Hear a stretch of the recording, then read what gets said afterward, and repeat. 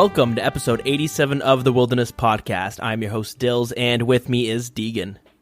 Hey, how's it going? The going's pretty good. A little bit of a more quiet week this week. We get some more invites for Oldschool Runescape Mobile, and I guess some tweaks to the quest A Taste of Hope, and they touch briefly on the new raids that's coming out next week. Yep, they tweaked the Slep, one of the new areas. Yeah, I guess they did some touch-ups there. But anyways, before we get into all of that, what did you do this week? Oh my god, I did a lot. Oh boy. So I did a couple raids, not that many. Did a small handful of raids, and I was lucky enough to get a 4-man deck split. Not so bad. Pretty lucky on that. It's like, what, 15 mil or so? 16 mil, I believe, which is nice. And I want to say, for the past couple episodes, I was saying how I have max mage minus a Kodai wand, but it's not a big deal. Yep. Oh my fuck, was I ever wrong. Okay, yeah, I remember now. Yeah, you were saying how the Kodai wand is kind of like a niche weapon, like you don't. Yeah, I mean, you use it need for bursting, for Slayer and some bossing in Inferno, but it is so fucking good for Slayer and shit. When you can use it, you can really use it. So it was brought to my attention, by someone, that it's actually a really good weapon. So I went and looked it up, and I did not realize how good it was. If you don't know what the Kodai wand is, it's a wand that came out with Ancestral and all that stuff. Yeah. With the new raids, and you attach an insignia onto a master wand, and you make the Kodai wand. Things like 100+ mil, right? 115-ish mil, probably a bit more. By the time you guys hear this, Raids 2 will be out or coming out soon. So I wouldn't be surprised if it's 120 plus. Yeah. So the main thing is that it acts as a water staff. So you're able to blood barrage and ice barrage at the same time. You can go in between in your rune pouches, and so it's really nice. You have a 15% chance of negating rune costs. Wow. And it gives you a 15% magic strength bonus. Yeah, okay, those are some pretty big buffs. For reference though, full Ancestral, the hat top and bottom, gives you 6% magic strength. 6? And I think 6%. Okay. And I think the occult necklace gives you, is it a 10%? Let's look it up right here with the power of the internet. Yeah, it's 10%. So it's big DPS boost. And if you like to barrage your tasks, for Slayer or anything like that, it's amazing. So I went ahead and I started saving for that. I sold my Elder Maul actually after getting the 4-man deck split. True. So I also have just been doing a fuck ton of Slayer. I want to get as close to 99 Slayer before Raids 2 come out, because I hadn't really touched Slayer for months. I would do a little bit here and there in between raiding, but really I haven't really done that much Slayer, and I'd like to get to 99. It was all Vorkath and Chambers of Xeric, wasn't it? Yeah, exactly. And I do want to get close. I want to get to 99, and I know if Raids 2 come out, I'll be doing as much of that as possible. I've been trying to find some people, trying to get as many people together as possible, and pretty much carry me with their T-bows. Not really, but just try and get as many people together, and because I would ideally like to be spamming Raids 2 in all my free time, as lame as that sounds, but you get a Grazi drop on week 1, dude. On not even day 1, but week 1, that's gonna be 500. I would not be surprised. It's a 500 mil, 100 mil split. On day 1, I think it's gonna be up there with T. No, week 1, week 2, depending on what the drop rates are, it could be fucking bank. I could see it being as valuable as a T-bow. Maybe on day 1, yeah, because people want to buy, but it'll settle a couple months from now. It won't be that much. It won't be anywhere near T-bow. Most likely not. I give it 6 months. I wouldn't be surprised if it's 200 mil. Maybe a year once the price settles. Maybe 200 mil maybe. Anyways, doesn't matter. Speculation. Yeah, so I did a bunch of Slayer, and so during this week of non-stop Slayer grinds, I did a crap ton of Cerberus, Dagonoth Kings, and then just random tasks and stuff, right? Mm-hmm. So dude, in one Cerberus, keep in mind I did multiple Cerberus tasks. I probably did well over 300 kills this week. In one task, I got 2 Eternal Crystals and a Primordial. Wow. Oh yeah, super nice. I'm almost 2k kill count now. I forget what my kill count is as of right now. I'm pretty close to it. But that's nice. I did some Arma as well. I had the weirdest Arma trip. So I got an Arma helm, which is nice. How much is that? 5.4 mil. Okay, it's something though. 3 U seeds and a rune sword. Ooh, the rune sword's a bad one. Yeah, each UC's 1 in 128. Okay, so it's fairly rare, but the thing about the Rune Sword, that thing's like 1 out of 500. Yeah. It's more rare than a bunch of the God Wars items. Yeah. I had potential to like Iron Man a full Arma set in one trip. Like I had the RNG for it, I just rolled on the wrong things. That would be so funny though, if I could just pull a whole set in one trip. Iron Man community would hate me. Jagex loves trolling people with the drop rates on items like that, because they'll... Oh yeah. You see that with a bunch. They'll add in the Rune Sword, which is more rare than a bunch of the God Wars items. So you know if you get the Rune Sword, you're like, what the fuck? Are you kidding me? Because the thing's worth like, what, 15k? It's worth nothing compared to like a 40 mil drop, right? Yep. Even on the hard clue scrolls, if you get one of the super combat potions, like super attack, strength, or defense, if you get a 1 dose as a reward, that is as rare as a third age piece. So you can get the, 200 GP item or 100 mil. You know what I mean? Like, they put those items on there just to troll you. Really? It's that rare? Yeah, here, let me pull it up right now, actually. Okay, I'm having a problem right now finding the hard clue scroll drop rates, but I found the elite clue scroll. So this is called the mega rare table. You have a 1 in 206 chance of landing on it, and this consists of any of the gilded armor pieces, so the scimitar and the boots are worth quite a bit, or the lava dragon mask, which is just like 2 mil, so it's whatever. But anyways, on that mega rare table, you also have the chance of getting a variety of potions and an empty bucket. So if you get an empty bucket, you were very close to getting a gilded piece, which is worth 1 to like 20 mil. I think the gilded scimitar is a fair bit, 12 mil. Yeah. Yeah, so they did that just to troll people. Anyways. Yeah, moving on. I did a lot more this week. Oh boy. So I did a bunch of Dagonoth Kings as well. Every Dagonoth task, I've now just been doing the Kings. I don't have Elite Diary yet, and that's kind of why I wasn't doing them. But, dude, with the... okay, so I'm okay with saying this because they're in the process of selling by the time you guys hear this, but I bought a couple of Archer rings, and I've made well over $1 million on each of them because they've been just flying up in price. Right.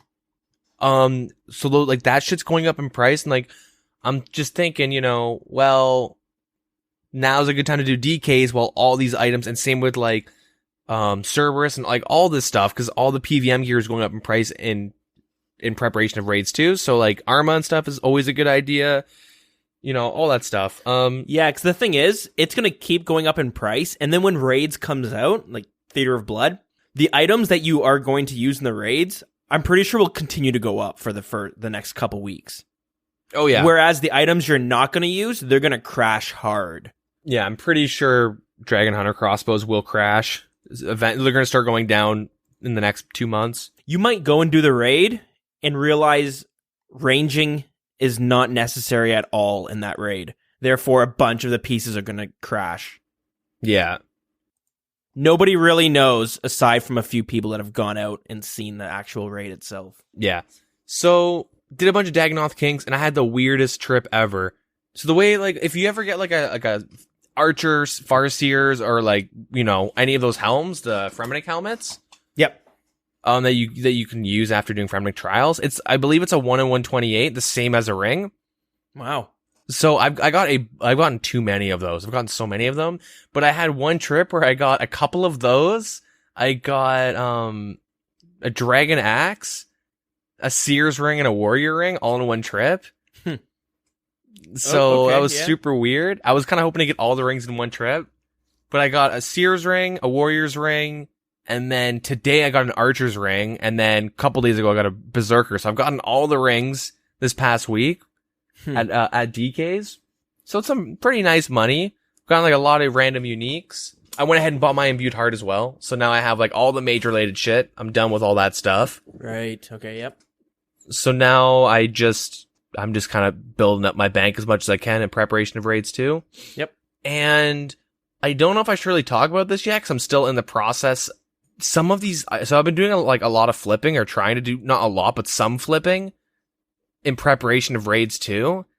And there has been like some really weird shit going on with random items. Like I found items that I could put buy orders in for like 300 GP and then sell them for like 5k and I would go to bed and buy like 1,000 of them and sell like 1,000 of them. Wow. Okay. You gotta give us an example here. You can't just withhold this information. Well, the example is literally what I'm doing. So there's only one item. Well, that's the main item. That's super weird. But like, I'm not flipping dueling rings. But like, imagine putting in a buy order for like 1,000 dueling rings for like 300 GP, and then you have 1,000 sell orders for like 5K.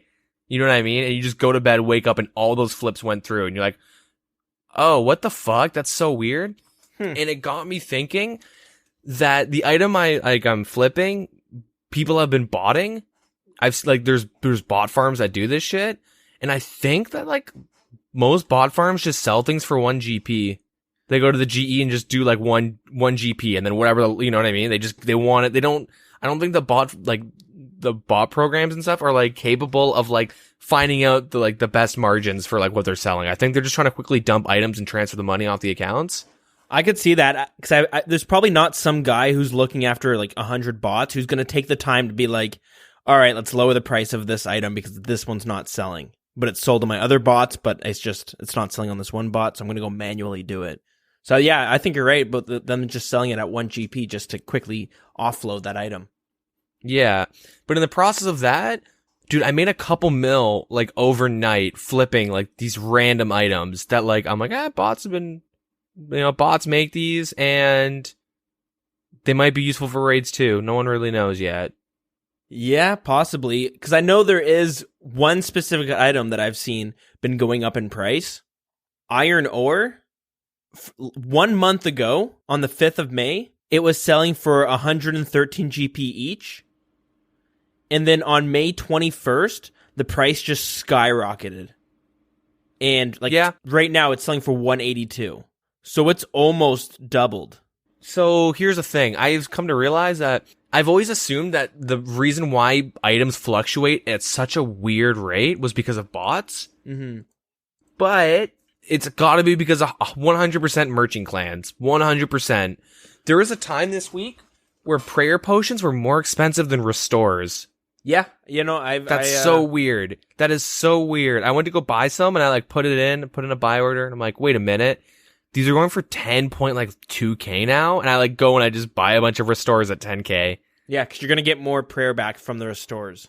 Yeah, and you can, it restores your stats too, so you can brew and whatnot. See, for that specific example, because I've noticed that as well. I always thought it was just a bunch of people were training their herb lore, and they just wanted to get rid of the super restores, so they were okay to selling it at a loss. Whereas Ranars, or the prayer potions, are a little bit of a lower level and are going to net you less experience than the super restores. So then the prayer potions just, you know what I mean? They're just blasted at a high price. I don't know. I mean, to my knowledge, most people do things like super strengths and whatnot.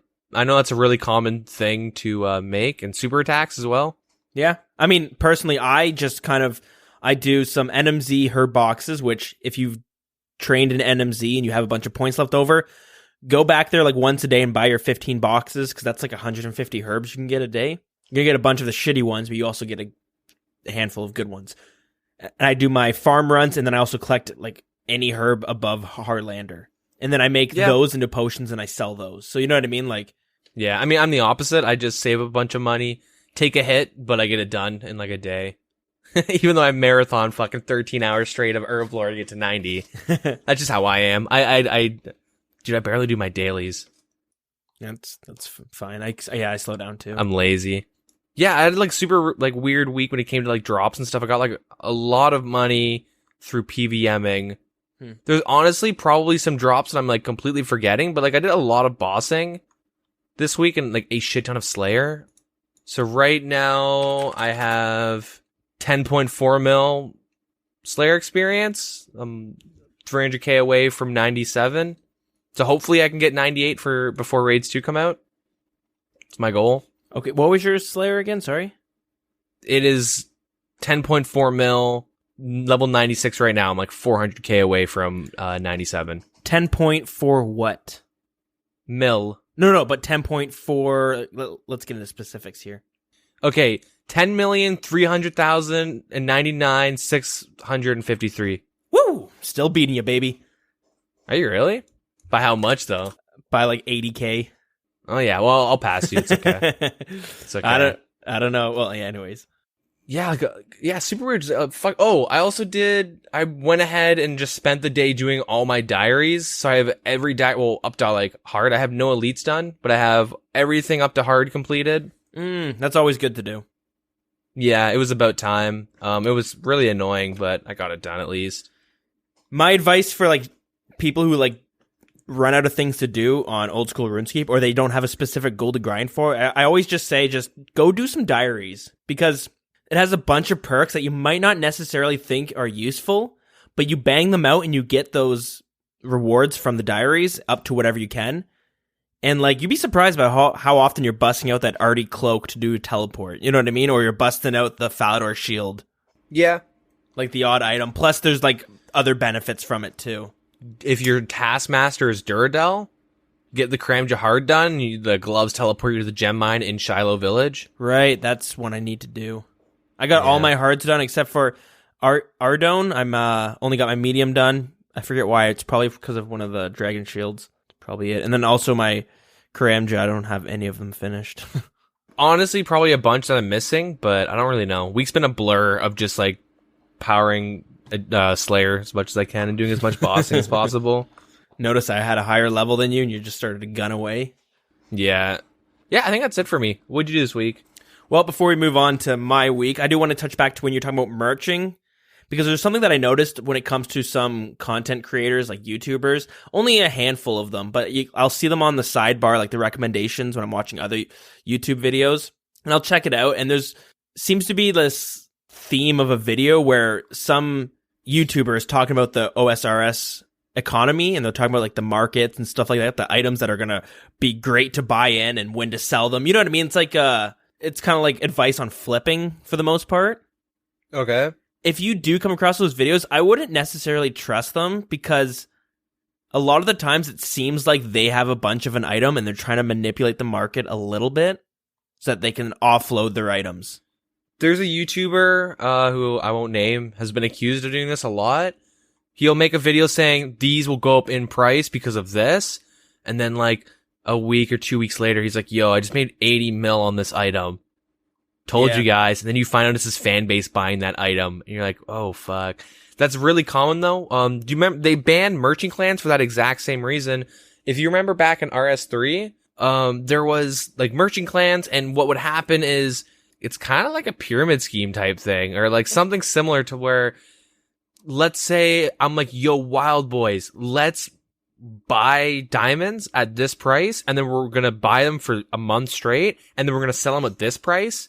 But I already have the diamonds stocked up, so I buy them even cheaper. You guys keep buying diamonds and you raise the price up for a bit, and then I dump just before you guys dump, and someone in the end is holding a bunch of useless like diamonds that are like, you know what I mean, where they've lost a fuck ton of money.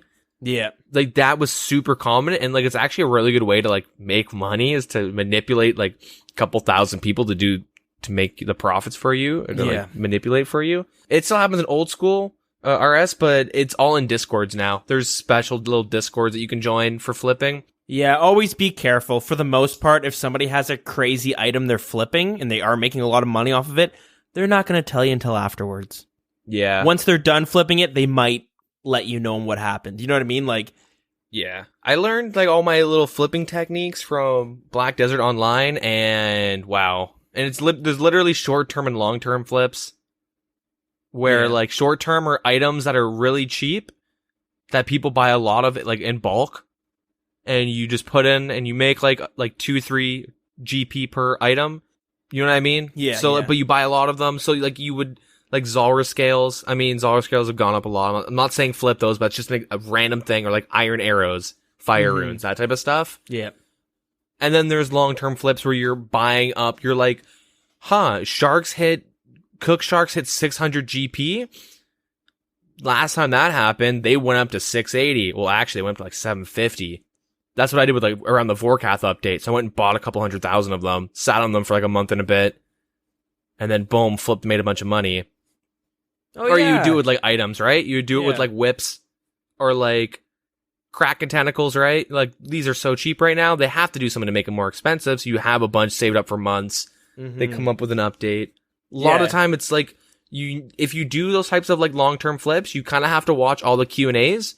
if you watch like the Q&As and like the little special Jagex streams, they'll talk about an item and then you watch the GE trackers and those items go up because there's people that like watch them specifically to find out what to flip. And yeah, a lot of it's just understanding the game, how the updates come out. Remember those Ranger gloves when they were going to be used for the Rev K Van Braces, I think it was? Or maybe it was Theater or of Blood. that one guy that bought hundreds of thousands of Aram staffs and memed about how shitty they were and then the community started pushing for an Aram staff update. Do you remember that? Yeah, we talked about it because afterwards, which is kind of cool of him, he came back and he said, "Hey, I was able to manipulate the subreddit into basically." He made a couple bill. Imagine, last time I saw a picture of like 153,000 or something staffs that he bought at elk price, like 40K, and then he sold like most of them between like 180 to 250K. I remember he came out and said he never actually had that much, but he still had like 15,000. Like he had a lot. You know what I mean? Like, yeah. But he came back. I guess he's photoshopping, or maybe I just misremembering. Yeah, but that in itself was part of the memes he used to influence the update, because he came back afterwards, made a post about how many he had, and then he showed all the posts he made making fun of how shitty the Aram staff was. And each of those posts, he did like 10 of them, and like 75% of them went to the front page. Yep. And eventually he's like, yeah, I made a shit ton of money, like unreal amount of money from it. Yep. Yes. Yeah. If you're interested in merching, try to find your own item. The way I would always do it is trying to find an item that's people might not necessarily think about. Like when I first got into the game way back, maybe this was like 2 years back, I tried merching God armor sets, the rune trimmed armors. Yep. It was okay. I used to make like 50K. It was all right. It's not great if you're looking for like a shit ton of profit from merching. You know what I did for the longest time? And then I'm only saying this now because it just doesn't work anymore. Every time I try, it just doesn't work, or I look for the margins. Yeah. I used to buy proselyte sets at the Faldor Park for like 20 or 25K, and I could sell them for like 40K plus. And so like when I was doing my big skilling grind back like a year and a bit ago, I would go ahead and get like 8 mil worth of that shit and then put them up, and I just make so much money when I was AFK skilling. People catch on, and people don't understand undercutting, so instead of undercutting you 1 GP, they'll undercut you 5 or 6K. Yeah. And they just kill margins. There was an item I was flipping this week, and someone had been flipping it before me, and I know this because let's just say, hypothetically, I'm flipping dueling rings I'm buying them for like 200 GP and I'm selling them for 5K. Obviously, that's not the right item because they don't go for that much. But let's just say I'm using dueling rings. What kept happening was somebody would put in a buy order for like 50 dueling rings at like 4,800. Yeah. So then what that does is you go, fuck, these margins are super shit. And then you just stop flipping it. And that's what I would do. I'd wait like 5-6 hours and I'd go check again. And then it's back to what like I was originally doing. Yeah. Okay, and you can tell when one of your items buy and sell. And you're like, oh God, someone's looking for the margins on my item. And then you see the items like profit margin just like completely flip backwards. You're like, hey, this guy's trying to push me off this.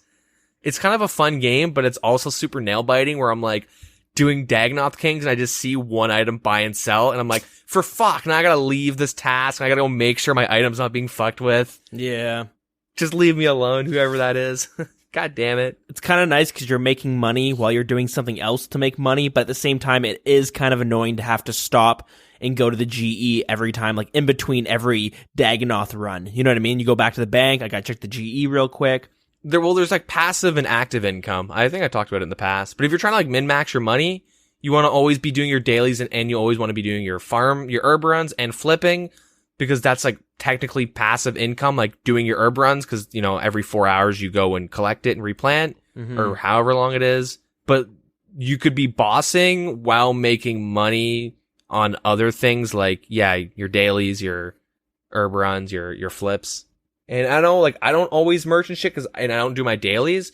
I don't really care too much about that. If I'm like really trying to power my cash stack up, then I start doing it. But it kind of makes the game less fun. It makes it more of like, I need money as opposed to I want to play RuneScape. Yeah. Yeah, exactly. But if you're interested in merching or trying to find it out, first things first, be prepared to lose a little bit of money. You know, because it's going to take some time to kind of figure things out. But the way I would do it is I'd go I'd look for an item that I thought might be able to be merchable, search in the GE, and then I would buy it at like, the percentage, like the 5% button.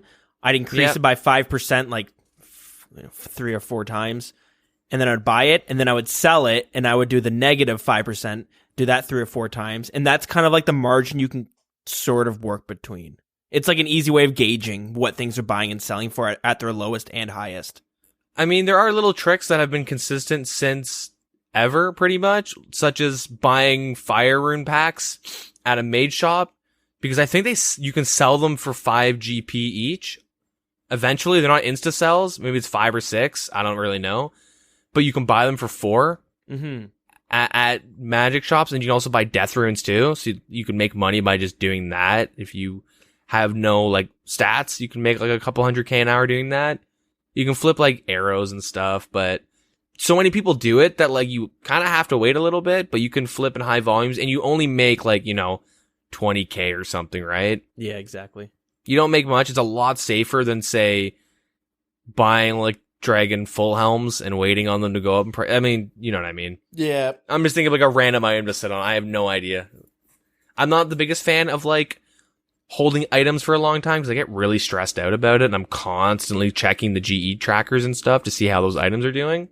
Yeah, I have a bunch of one stack of item in my bank that I kind of spilled the beans on a few episodes back that I'm hoping they do something to make them go up in value, but they probably won't. Yeah, I mean, I'll be the first one to admit it. I have like 10,000 goblin mails in my bank. Holy fuck. I have 10,517, I think. You're just waiting for that new goblin, like, so that you can wear the goblin mail. Yeah. I kind of started collecting them as a joke, but then I also, like, I could always flip them. I was buying them for super cheap, and I think I have some more hidden on some other accounts. I, like, have them in the GE to sell, but I know they're not going to sell. I just kind of keep them because it's, like, I just like having a lot of goblin mail. Sure. But you never know, right? Maybe you can attach it to, like, a new crystal, and now you can...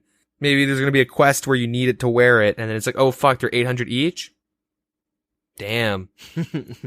I just kind of like a meme type thing. I just kind of bought a bunch just cause. It took me like over 2 months to buy all of them too. Holy shit. Yeah, I had like multiple accounts with buy orders, and I just let it sit for a really long time. The item that I'm hoarding right now that I'm hoping they are going to update is pearl bolt tips. I've talked about it before, but they're pretty cheap-ish. Actually, I might have bought them for more than what they're currently worth, so I might have fucked things up for myself. But I'm hoping that they kind of talked about like months ago that they want to rework some of the way the bolt, like the way some of the crossbow bolts, their effects work, because there's a bunch of low-end bolt tips that do some cool things, but they're not really used too much. Like, one of them is a stun. One of them does extra damage against water or against fire monsters, stuff like that. So I got a bunch of pearl bolt tips because I figure that one's kind of hard to go out and like get. You kind of have to get oysters, open them up. Hopefully they have pearls in it. Vorkath? Vorkath's opal, right? Maybe. But yeah, most of the bolt tips come from gems, whereas the pearl come from oysters, which you can get from, I guess, fishing, or you can get it from Dagonoths. Mm-hmm. But anyways, I do not recommend in trying to merch that one because there's a good chance you're going to lose a lot of money, which I think I'm going to be losing a bunch of money on. What's going to happen is 4 years is going to go by. I'm going to realize they're still in my bank and they're like worth like 1 GP each now. And I'm like, I guess that update never came. Yeah, just hold on to it for the memes. I guess so. Anyways, enough of that merching talk. I'll tell you about my week. So last week, like right after we finished recording, I went out and played some tennis and ended up throwing out my back somehow. Just probably picking up a tennis ball, which would sound right. Anyways, I'm pretty sure that's a sign from the gods that I shouldn't be leaving my basement. Mm-hmm. Ended up calling in sick to work the next day and just kind of stayed home. At the end of the day, my partner that I work with kind of gave me a call, and he was saying at the end of the work day, he was talking to our boss, and he was mentioning how he was going to go home and like play some PlayStation 4 and just kind of game out for the rest of the night. And then the boss started talking like, "Oh, what kind of games do you play?" And he's like, "Oh, whatever. Fortnite." Yeah, Fortnite only. And then he was like, "Oh, do you game?" To our boss, and he's like, "Yeah, I play RuneScape." I don't actually know how this conversation went down, but he ended up saying that he plays old school RuneScape for some reason. Yeah, so he called me to tell me that because he knows I play that game. And yeah, I was kind of like, no way. That's kind of fucking crazy. That's either a really good thing or a terrible thing. Dude, you gotta find out if he's a noob or not, and then you just like carry him on some raids, take him on some bossing, and then boom. What happens when he fucking scams me for a T-bow? Beat him up at work. What do you mean? Yeah, okay. Okay, no, this is what you do. You be like, man, it's okay, dude. Like, you need the money, it's fine. Wait till mobile comes out, steal his phone, log into his account, just give it to you. Just drop all of his shit. Just take his phone and it'll auto log in. This is true. Dude, let's pull off a big heist. Oh shit, I don't have any service. Can I use your phone, boss? You just fucking run. You got a solid 50 seconds. Just start running down site. Get in your car, drive off. I do have like 20 basements I can hide in. Get your work buddy, like pin him down while you take his phone and you just like drop trade everything to you. You know, that's a good plan. What I'm more worried about is like if I call in sick because Theater of Blood's coming out and he's like, he ain't calling in sick for shit. That, or if I'm at work that day and he's searching me on Crystal Math Labs and seeing, so Dylan, you were working all today, right? So first off, none of your work got done. And I noticed here that you got 150k Slayer experience. So you want to explain yourself? Sir, I bought. Just tell him you're a serial botter. Yeah. You know the botting crisis we have right now in the game? Yeah, hate to say it, but that's all me. That is all me, baby. So yeah, it could either be really good or really bad. But anyways, I wanted to go talk to him about it, but I figured I'd like lay it low. I'd kind of feel it out a bit. Also, I got in trouble the next day for whatever reason, and I just didn't feel like it was appropriate. Yeah. So, yeah, thought that was kind of weird. So what you have to do is you have to like, oh, sorry, I have a phone call. Wait, what? Why do I have this? Hey, what's up, man? No, I'm at work. I can't play old school RuneScape right now. Like, look at your boss. Just kind of stare at him. Yeah, I know I have a mobile. I have the mobile invite, but I'm at work. I can't mess around. Okay, man, I'll talk to you. We'll play old school RuneScape tonight. Sorry, I just got a phone call. Hey, Jagex, how's it going? Mod Ash, you gotta stop calling me, dude. I told you I can't come work for you guys. I really love the job that I'm doing right now myself. I'm a very dedicated worker, and I take my job very serious. You're gonna pay me how much? Dude, what happens if he's been listening to this podcast the whole time? That's the thing. I'm gonna just fucking come into his office, can be playing on his phone. I'm gonna be like, huh. Hey guys, how's it going? Oh my god, fuck. Oh shit. He's listening to it. What kind of shitty podcast are you listening to? Anyways, a little bit of a weird scenario, but we'll see how she plays out. I'll keep you all updated. Anyways, fast forward throughout the week to today. I fucking was working on my deck this weekend and end up hurting my back again. So I really don't think I should be leaving this basement. Are you using your back to pick up shit? Yeah, I'm trying to build those back muscles by doing a lot of twisting. I mean, a lot. Jerking, twisting motions? Yeah, like all the time. Even for things that I don't necessarily have to. Pick up a pencil, stiff those legs up, and just put all the strain in your lower back. That's the key. Anyways, I'm excited for this week because I do got the week off, so I can get some good gains going on. I can get some Theater of Blood prepped, hopefully. But yeah, I've been doing a fair bit of raiding, like solo raids, which has been quite the experience.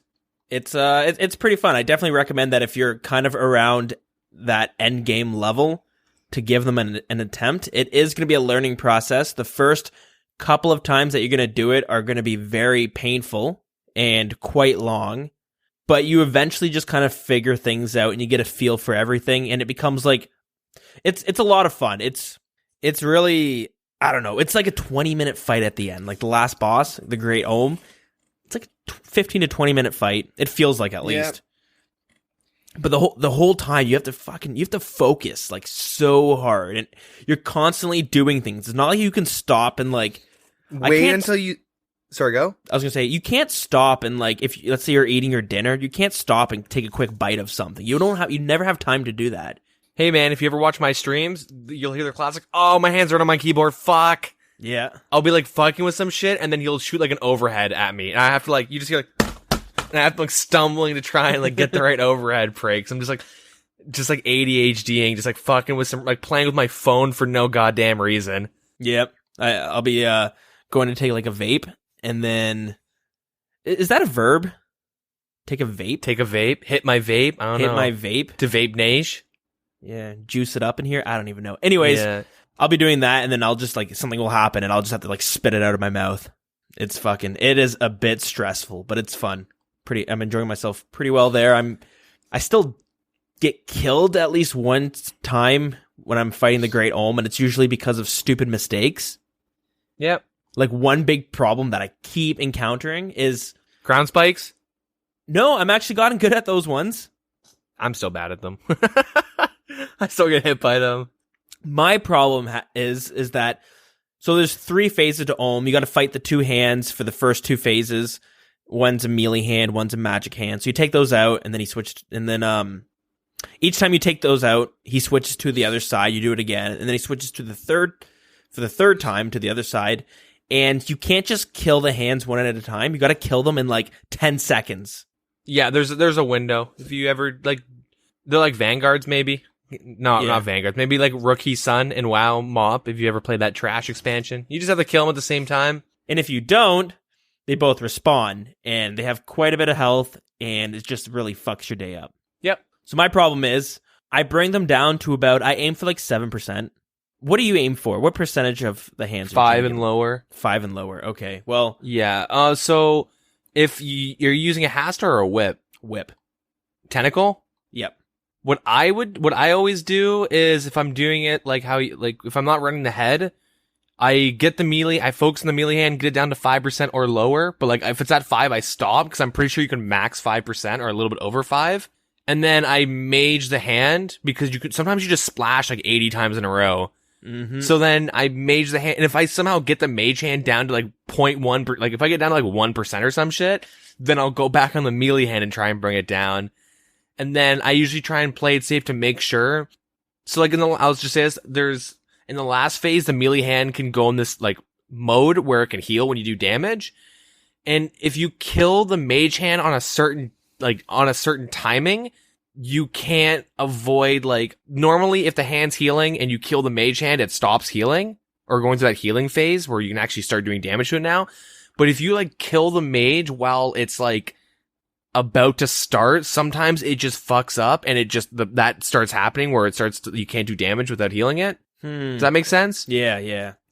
So I try to make sure like I don't fucking do that because I do that a couple times and then, you got to kill the hand again. But When the hands come up, I know I'm going to be dead because I ran out of supplies.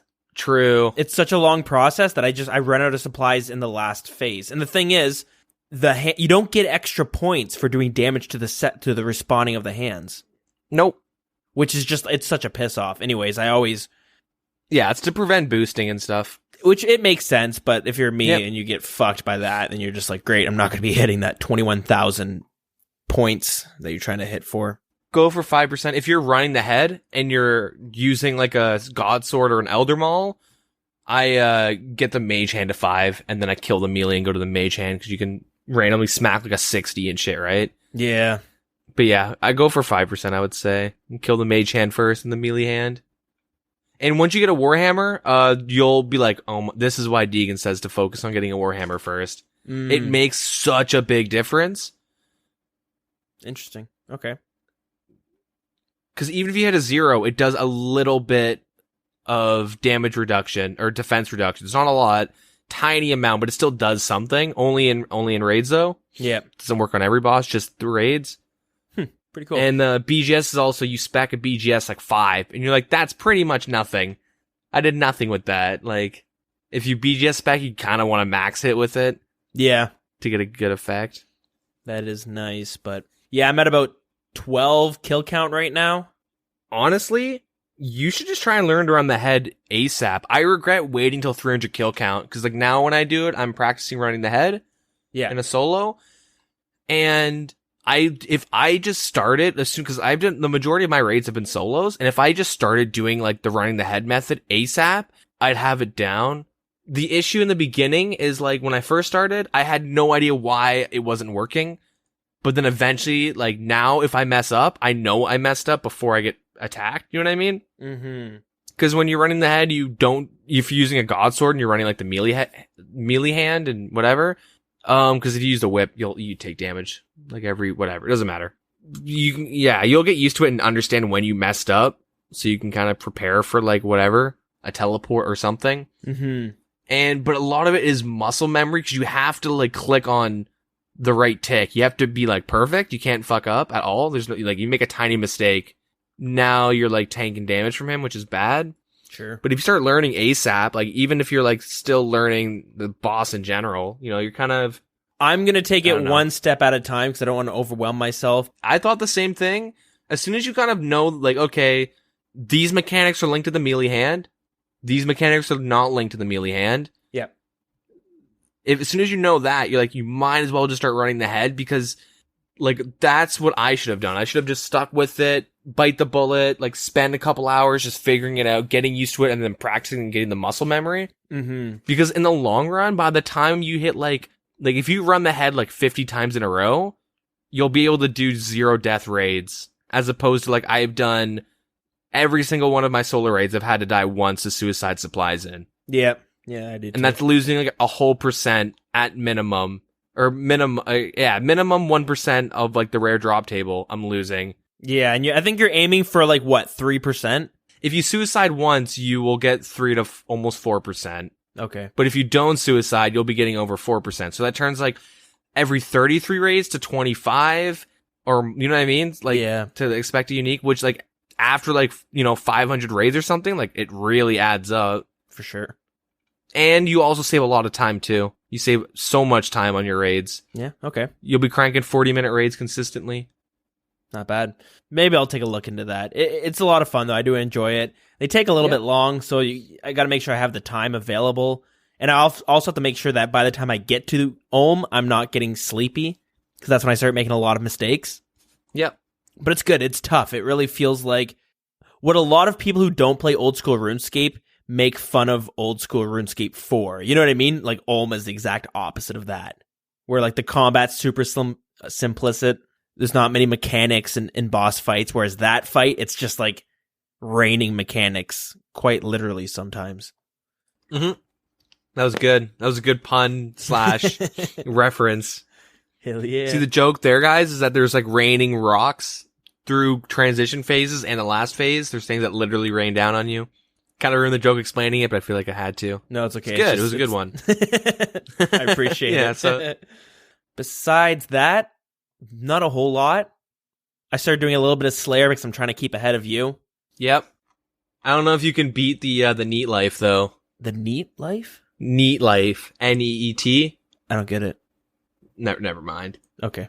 I'm just saying never mind. Yeah, we'll move on.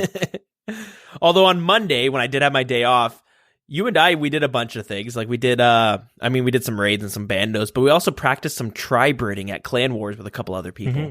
Little Carol's DHing too? Yeah, a bunch of different PKing. It really reminded me on how bad I am at PKing for the most part. Yeah, I think the big issue is every time I practice, I'm in salads. Yeah. So sometimes you just sit there and you splash 8 times in a row on someone. I'm like, look, what the fuck? Why can't I hit a fucking freeze? This is bullshit. It's tough, and it makes you appreciate how some of the more skilled tri-breeders, like how well they actually are at it. Because there's so much you're having to look at and all these different clicks, and really, you misclick and it really fucks your day. Yeah. That's about it. And this week, for what I did on mobile, because I said I'm going to touch on a few things that I did kind of each week, and I'm going to touch on a couple things that I did each week on my mobile and the pros and cons. So I guess I'll just pick 3 certain tasks that I did, which was, I've talked about this before, but cooking a lot. That's a super easy thing to do on mobile. You can't really go wrong with that. There's really not many cons to it besides you're kind of playing on mobile, so it's kind of boring, but it's kind of AFK, and the only problem is if you're minimizing or closing your bank screen, sometimes you'll just click to walk somewhere. It's very minor though. It's super whatever. Did a bunch of herb lore, which is, I probably talked about this already as well, but it's super easy on mobile because you can set it to make it so when you just press on it, you withdraw 14, which just makes, making potions really, really easy. It makes it so, like, I'm going to do some herb lore. Let me log off my computer. Let me go lay down on the couch, put on some Netflix. A little bit. Bust up my phone. Like, when mobile becomes public, or I get into the goddamn beta for once. One day. That's what I'd be doing. Just do all my skilling while I lay in bed. Yeah, and, like, some of it is really easy to do. In herb lore, I almost want to say it's easier on mobile. The only problem is, there's things like, let's say you have a bunch of unfinished potions and you have a bunch of different kinds. Unless you know what order you put them in or you know what they look like, it's kind of a pain in the ass to have to press and hold to get that drop-down menu pop up to see what the actual potion is. I mean, whenever I'm cranking out a skill, let's say you're like you're fletching, you're stringing bows, I like have a specific tab where I put a bunch of placeholders. And then I move the items in like a little, like, in a certain order that I like, just so I know, I keep all my items that I'm using for that certain skill. So, like, if I'm making, like, prayer pots, I'd have, like, the unfinished Renars in, like, a way where all you can see are the, like, bank filler spots, those red filler things. Yeah. The unfinished, and then, like, the snapdragons, and they're just together near the bottom of the bank, so I can quickly, hit deposit all, and then bring those out quickly. You know what I mean? Yeah. I like specifically pull them away from every item possible just to kind of keep it clean. Yeah, and you won't have that problem of not knowing what your actual potion is. It just makes it easier to just be able to click on them real quick on mobile. Yeah. Yeah, that one I do hope they kind of bring that interface to the PC version because we talked about it before, and Jagex talked about it before, where they don't ever want to bring an update to just mobile that'll benefit it'll benefit mobile but not benefit the PC client. Yep. It's a bit controversial because I know some of the high-end skilling communities do not want skilling to be easier on the PC version. You know what I mean? Like, if you could just click with your mouse and withdraw 14, I'm sure we'd be seeing some people upset about that. Yeah, but it's kind of like you can't please everyone, because if you don't do that, then people go, well, fuck, I don't want to I don't want to, like, the EHP for Herblore or something to go on mobile. That is stupid, Yeah, like, exactly. There's always going to be someone complaining. They can't truly win. So unfortunately, with some of the high-level skilling communities, they are quite vocal and fairly recognized by the JMods, so it's kind of like an ongoing battle, you know what I mean? Yeah, when there's a dedicated clan to people who have spent like 6,000 hours in-game. Yeah.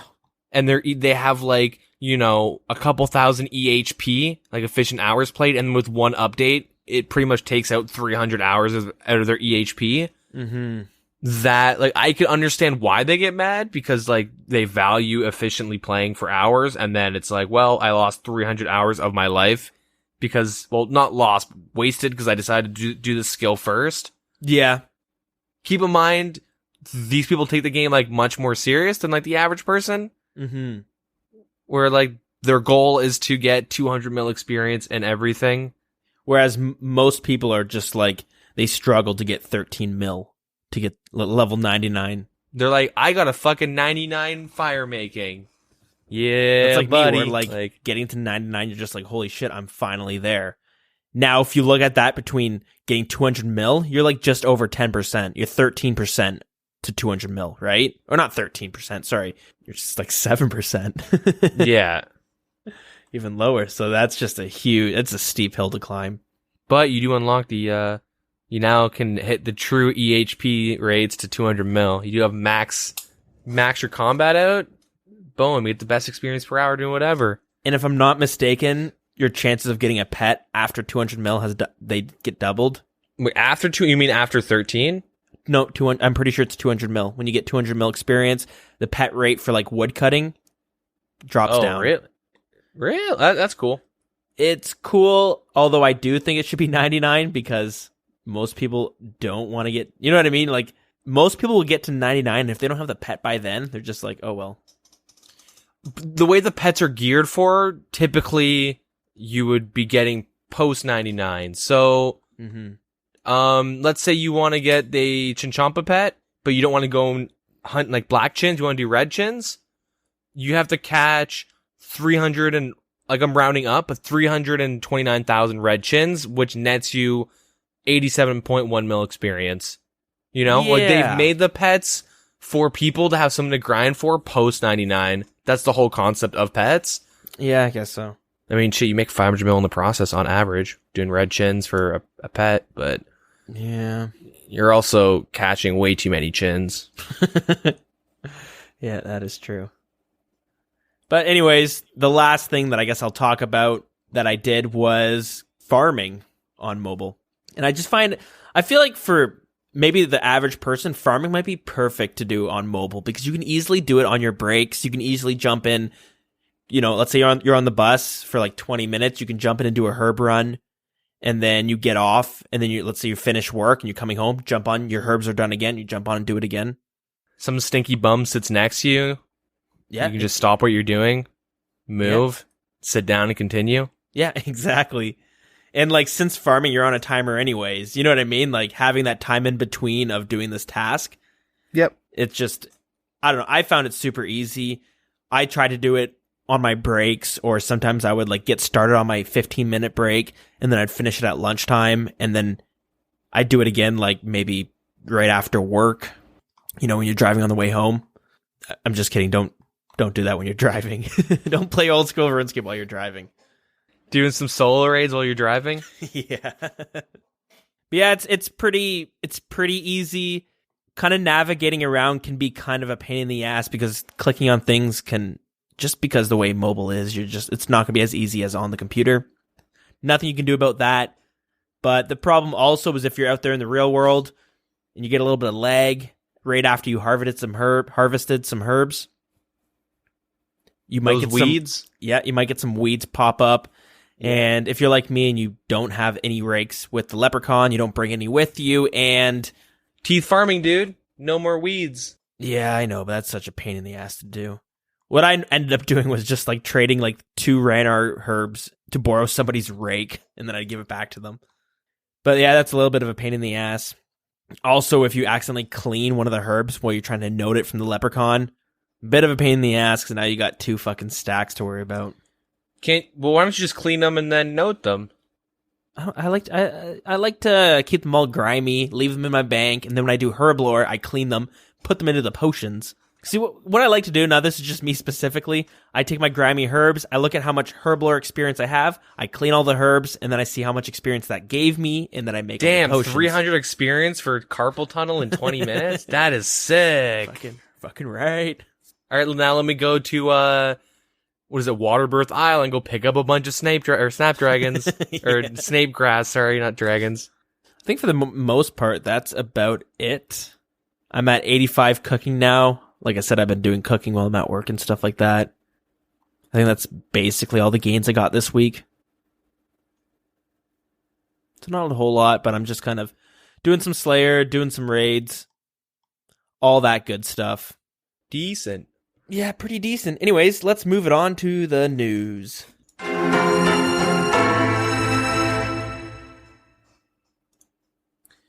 Yeah, so there isn't too much to talk about. They just did some little tweaks to the slep.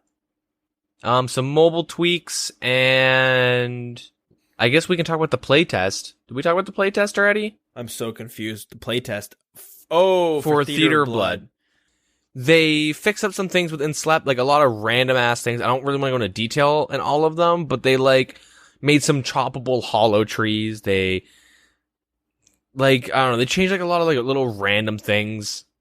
Like the bell in the Slep didn't have examine text. Weird stuff.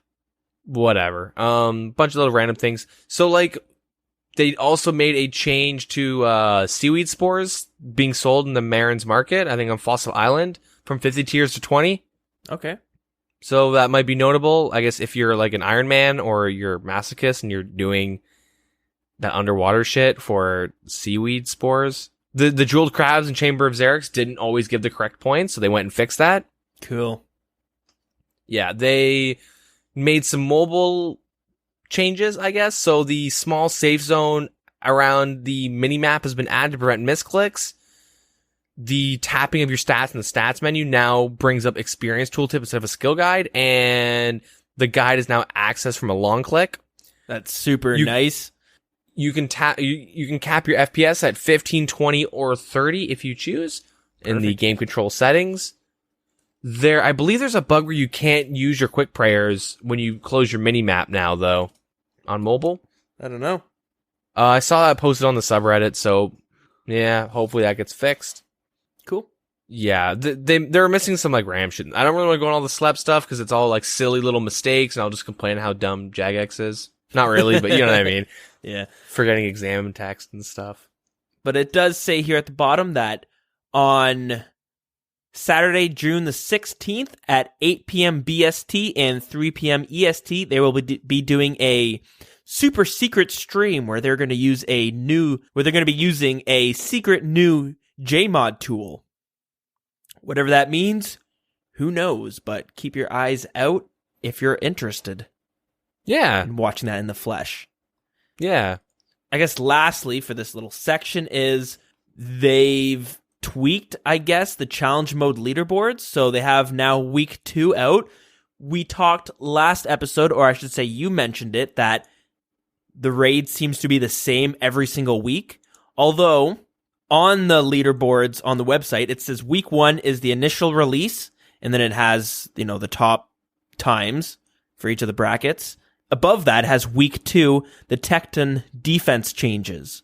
And then it has all the people who are able to do it. So it kind of makes me wonder if like every week there's going to be something different, whether it's going to be some sort of change to one encounter or I don't really think so. So I was kind of speculating that they're going to be changing the rotation of the rooms on challenge mode every week, but I guess not. We just assumed. Like that just seemed like the obvious thing to do.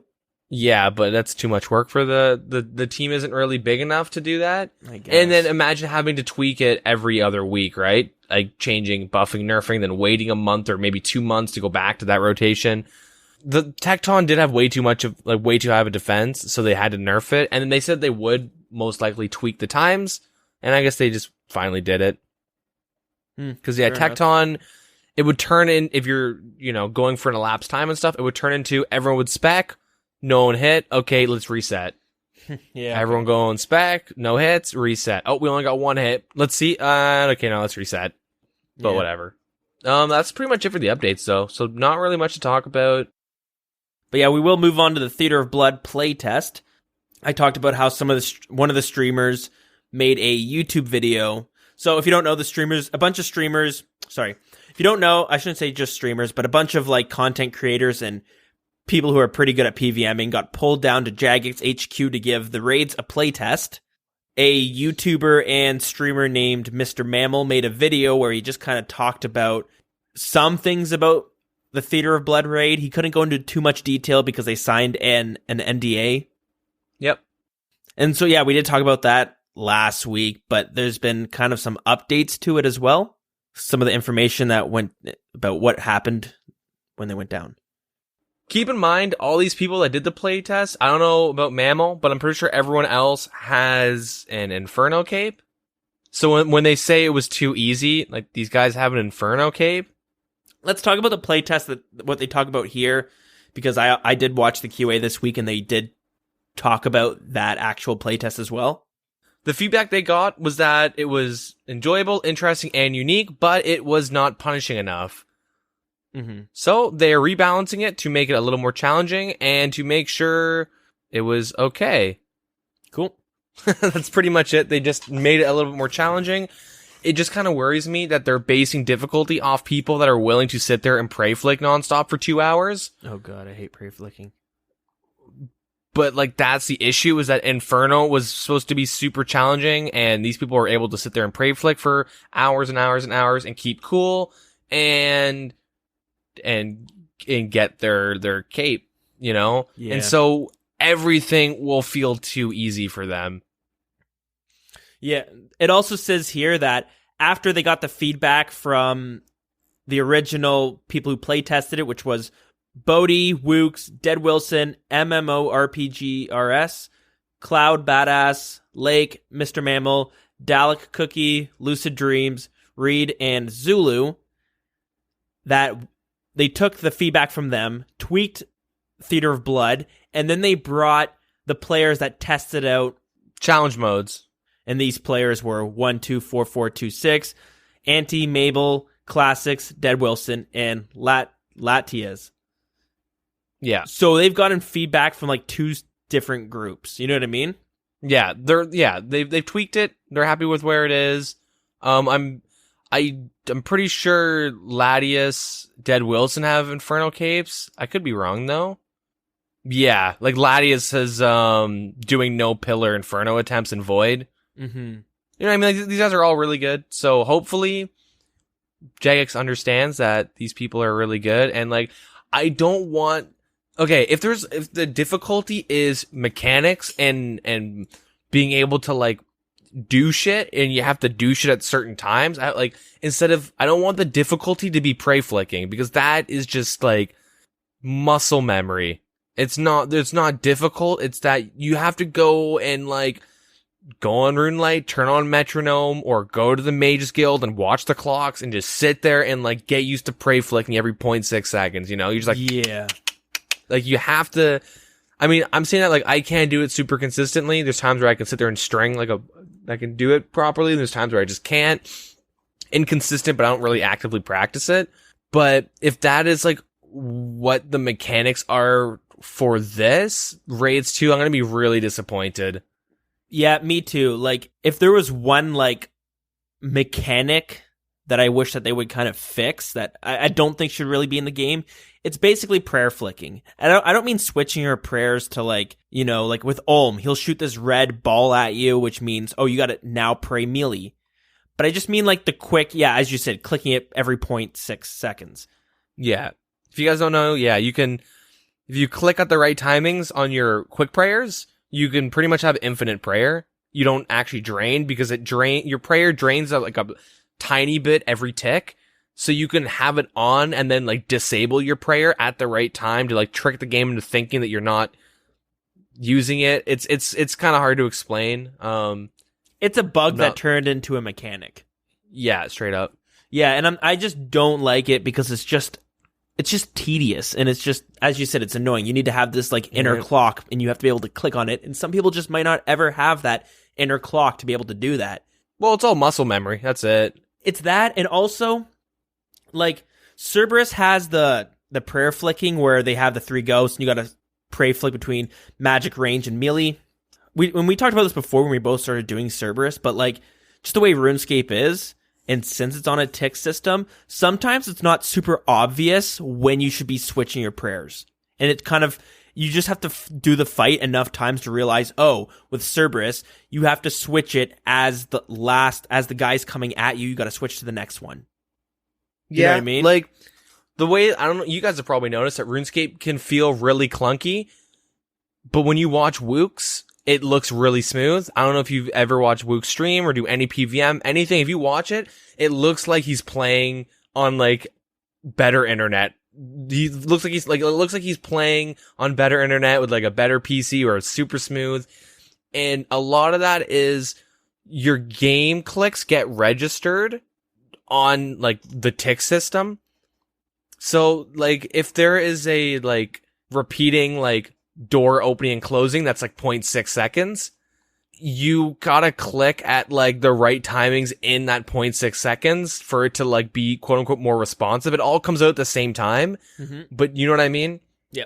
It's all about playing around these small windows, so it's really awkward, and there are little tricks of like doing that, and that's something I've kind of noticed where, you know, if you're like trying to like run in between certain spots in the game, you have to click at like certain points within the tick to make it feel more responsive. It's kind of really hard to explain, but you probably know what I mean, where sometimes you'll click like something and your guy will not respond to it.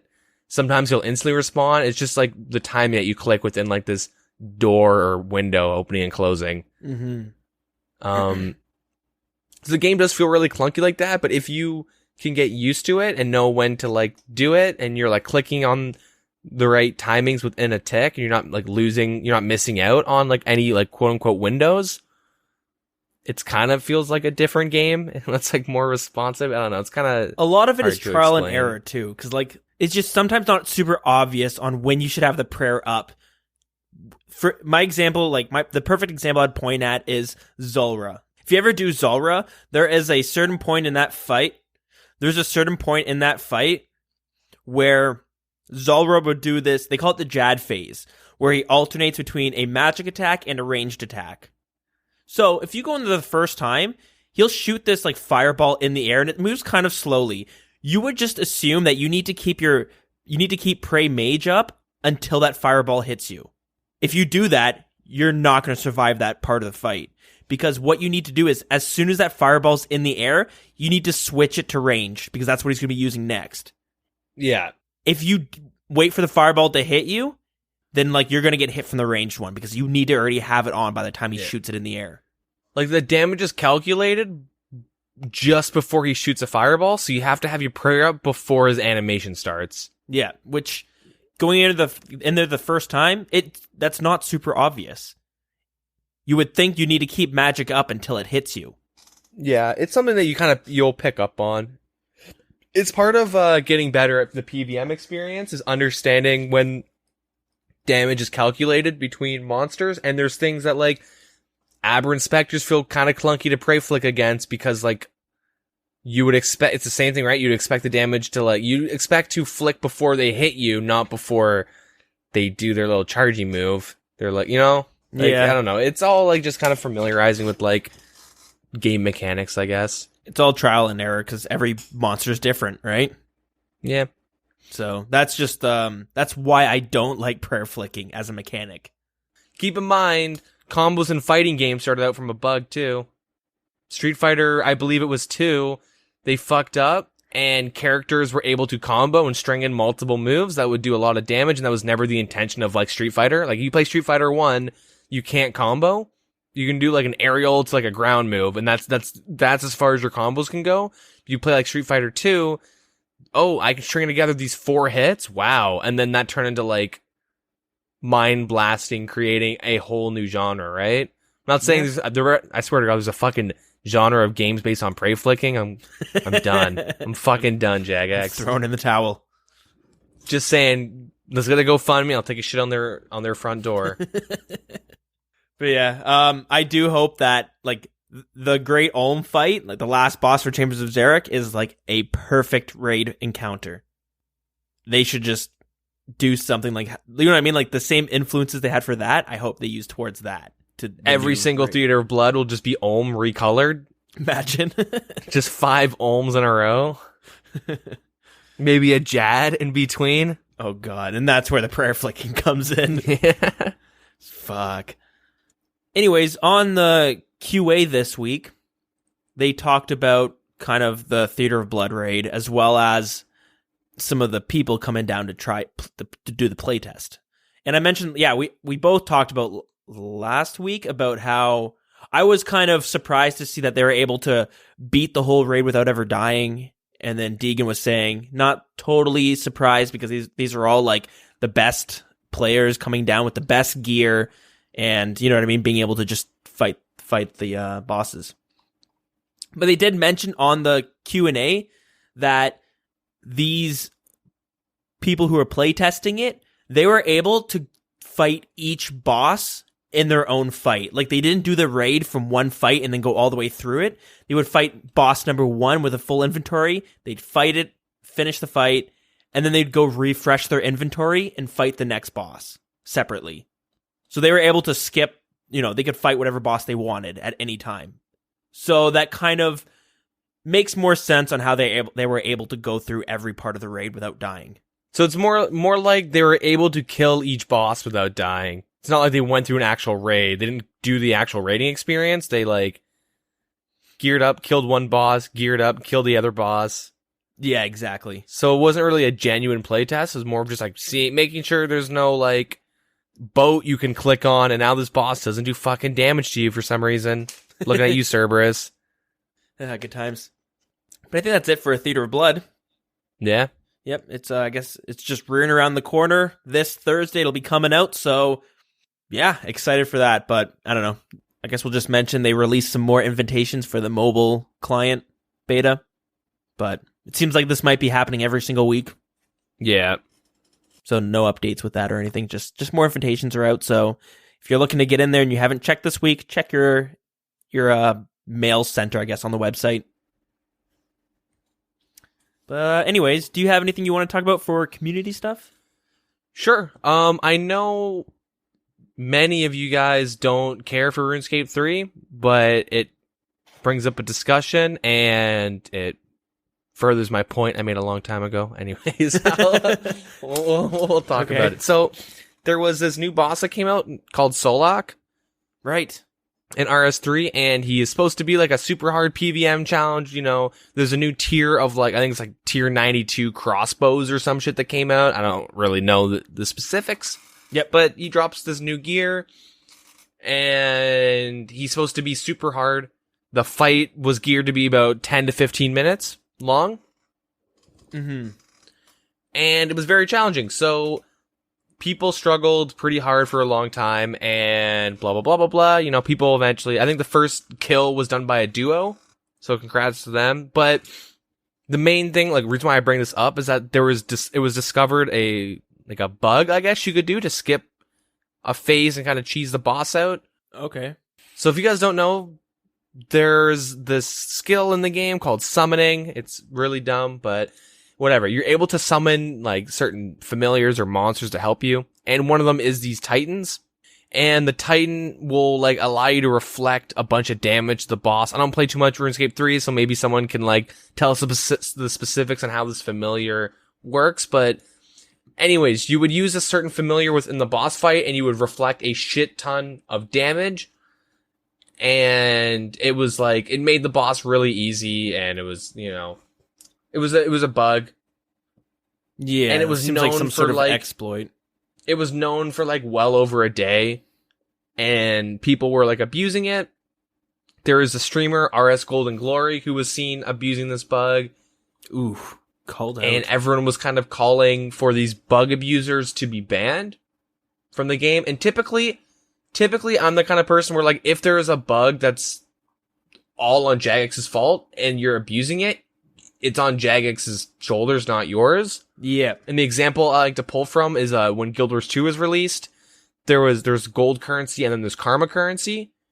And karma you get from like doing world quests and whatever. But you're able to buy a bunch of these like crafting supplies and then sell them somewhere else to get more money. Yep. And people got banned for doing that, but clearly the game developers fucked that up. Yeah. And it was kind of unfair to ban. And I thought, okay, well, that's silly. It's Jagex's fault. But the thing that kind of comes into this is that if you don't know, there's a Completionist Cape in RuneScape 3. It's like the best in slot cape. It's like, it's super overpowered, and it's technically like if you've completed the game. So you have to like do a bunch of castle wars and do all the quests and the music and all that stuff. But you also have to kill every single boss in the game. Right. And RS3 has some very difficult bosses, like compared to like old school, like some of these bosses are like super fucking hard. Yeah. Like much, much harder than any boss in old school. So what's really common is people will like pay to like leech or to get like free kill count on certain bosses to get this best cape in the game. Mm-hmm. And when new content comes out like Solak, there's a big community that has these completionist capes, but they don't really deserve it because they're buying it pretty much. Mm-hmm. They're buying boosts. So when Solak came out, a lot of people are upset because now they lose their capes, and this boss is really hard and no one can beat it. But now there's a bug that's discovered that makes the boss a lot easier, and you can skip like most of the, you know, the phases and whatnot. And I just thought it would be like interesting to talk about that. This mainly became a big issue and people like started to abuse it heavily. And a lot of the people that did it were these completionist cape people. That's like really where the issue comes in from. Like, I understand, hey, Jagex, you messed up. But the scary thing is now there's people that have this cape they don't deserve because of this bug. Yeah, yeah. And exactly. No one was getting banned for it or punished. People were doing it on stream. And it became this really big ordeal in the RS3 section. And I bring it up because back in the past, we've talked about bringing in a completionist cape to old school, where that's been suggested. People are like, yeah, we need a completionist cape. And my main point was, that it wouldn't just be a cosmetic. It would become the best cape in the game, you know, and then the issues like this would be brought up. And I just kind of want to like just chat about this whole ordeal. And like, what do you think Jagex should do if people are abusing like bugs like this for certain bosses? Like, should they be banned? Should they pull an Inferno Cape and revoke their kill count and their cape? See, it's hard to say, because, like, one, if a bug gets found like this, it should be fixed as fast as possible. There shouldn't be, like, a day or two where enough people can do it, because that's the thing. As soon as this comes out, people who are like, I'm never going to be able to kill this boss, and they go, well, there's an exploit that you can do to get it. They're going to be like, well, let's do it now, because we know they're going to fix it. So they go and just try to abuse it as fast as possible. Yeah. But it gets tricky because, like, we see things where, like, the Cerberus bug, where some people are able to skip a bunch of the fight and just be able to kill it without taking damage, right? Mm-hmm. And that went on for a long time, but not many people knew about it. But there was, like, a handful of people that knew about it and didn't report it, but instead they just constantly killed it to, like, get a bunch of gains from it. You know what I mean? Like, should those players be banned because Jagex made a mistake? It gets a bit controversial because... Yeah, that in itself, there's, like, a lot of rumors that the bug was intentionally put in place. And because it was, like, one or two people doing it, and one of the guys had a bot farm of, like, 50 people doing... Or 50 accounts doing it. And he was pulling, like, Ellie's every day. Oh, yeah, the corp bug, yeah. Yeah, sorry, what were you... I thought you were talking about the corp bug. Cerberus, with the boat. Oh, the boat, but also Cerberus. Sorry, yeah. Cerberus was a bad one because... Yeah. Sorry, I thought you said Corp for some reason. Yeah, the Corp one, that was, like, highly speculated that, like, one of the mods who doesn't work there anymore, one of the employees intentionally put the bug in. Mm-hmm. It's one of the reasons why the Granite Mall got changed. Yep. Was because you need the G Mall to do this bug. And yeah, people, like, there was a guy who was pulling Ellie's every day, and it was super sketchy scenario. Yeah. But I feel like if monetary gain, like, here's the thing, if you're, like, let's say the Cerberus or the Corp bug, if you're pulling in, like, mills and, like, maybe, you know, 100 mil or something a day abusing these bugs, you're probably going to real world trade it, so you're going to get banned regardless. But the thing, like, the Completionist Cape one for Solak, it gets tricky because if you know the bug's there and you know how hard the fight is and you're not going to be able to maybe beat that fight, like, most people are going to try to do it, right? They're going to try to get their Completionist Cape. Should they get banned? Yeah. It's like there's one day, so there's going to be a bunch of people who do it, but there's also going to be a bunch of people who don't do it because they might not have time.